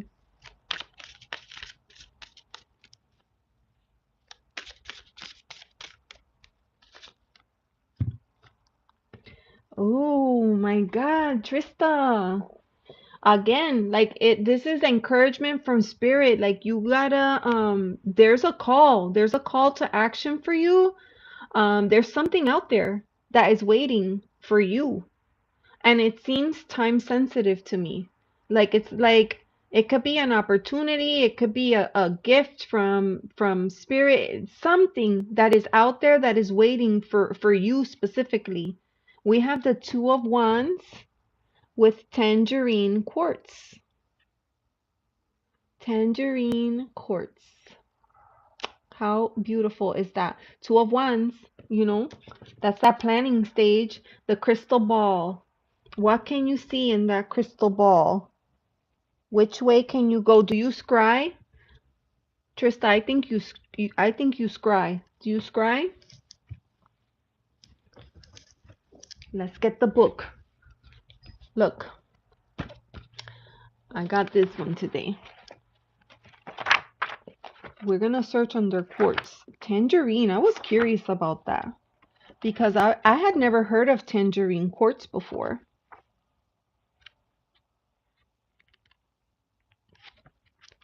MnOPQ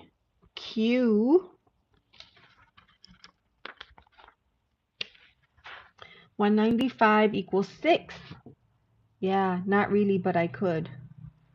Not really, but I could what? Tell me again, Trista. 2 of wands. Here's quartz. Tangerine quartz. Is it in here? Hold on, I'm gonna check if it's in here.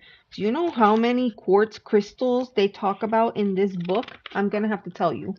Oh, scry. Okay, okay. Thank you for reminding me. All right. So this is tangerine quartz, but I'm gonna tell you quartz, and you probably already know a lot of this, but quartz is great because it's an awesome stone to program with intention. Like you give it a job, you give it a task, and you tell it to go, to amplify, right? Amplification of one's intention, magnification of ambient energies, clearing, cleansing, healing, and memory enhancement. Okay, so in here, look at all the different types of quartz. You have your laser wand, okay? You have your generator. I've heard of that before. You have tabular, double terminated. Double terminated. I have a double terminated quartz. It's on the other table. I have a double terminated quartz. Self-healed. Manifest Spirit Crystal, that one says Isis in parentheses. Master Crystal Triad. Initiation Crystal for channeling. Integration Crystal, which is a transmitter. Temple Heart Crystal is Tao. Record Keeper, that's another one that I've heard of. The Record Keeper. Portal Quartz. Scepter Quartz. Trigonic Quartz. There's like a million quartzes in here, but I don't see that tangerine quartz. So let's see what the guidebook says for that one. I love that poem. Tangerine quartz. 2 of wands.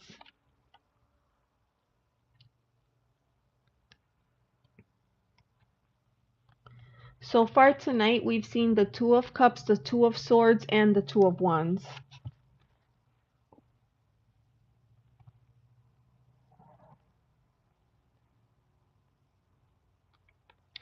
All right. A big ass double terminated quartz. Love it. Not tangerine though. Okay. So here, this is what it says.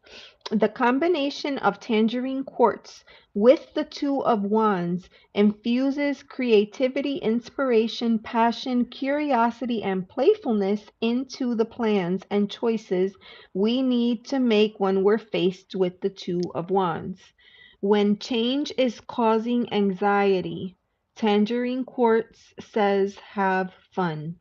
Explore your ideas and choices with the heart and the innocence of a child. Be honest about what you don't know and fire up your passion and thirst for new knowledge and experiences to figure out how to get where you're going. Okay? The affirmation: I may not know how to get where I want to go, but I will be joyfully excited and curious as I make my journey. I love that. Tangerine quartz infuses creativity, inspiration, passion, curiosity, and playfulness. That is so good. I don't have tangerine quartz. Let me see. I have this one. Oh, this is not my double point. Where's my double point? Where are you? I'm gonna get my fancy one over here. And where is, I forgot what this one is called. I'm missing a crystal. I don't know where it is.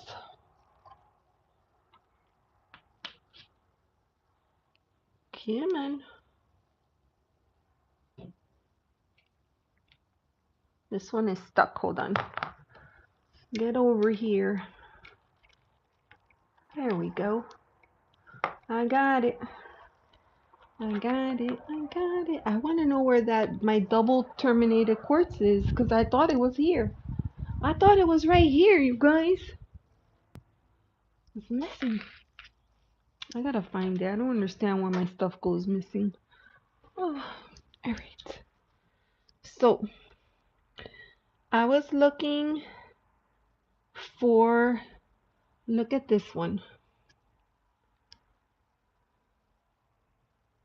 Can you see how gorgeous this one is? This one has rainbows. This one is gorgeous. And then look at, I don't know if you could see it here. It has like the lines right here. I can feel the ridges. Oh, it's hard to see. It doesn't show up on camera. It's hard to see. So I have that one. And then I have this one is a Lemurian quartz. And I use it, I have it on this on a copper necklace. And that one is really cute. And this one is like a million pieces of quartz. Do you see how many are connected to this bad boy?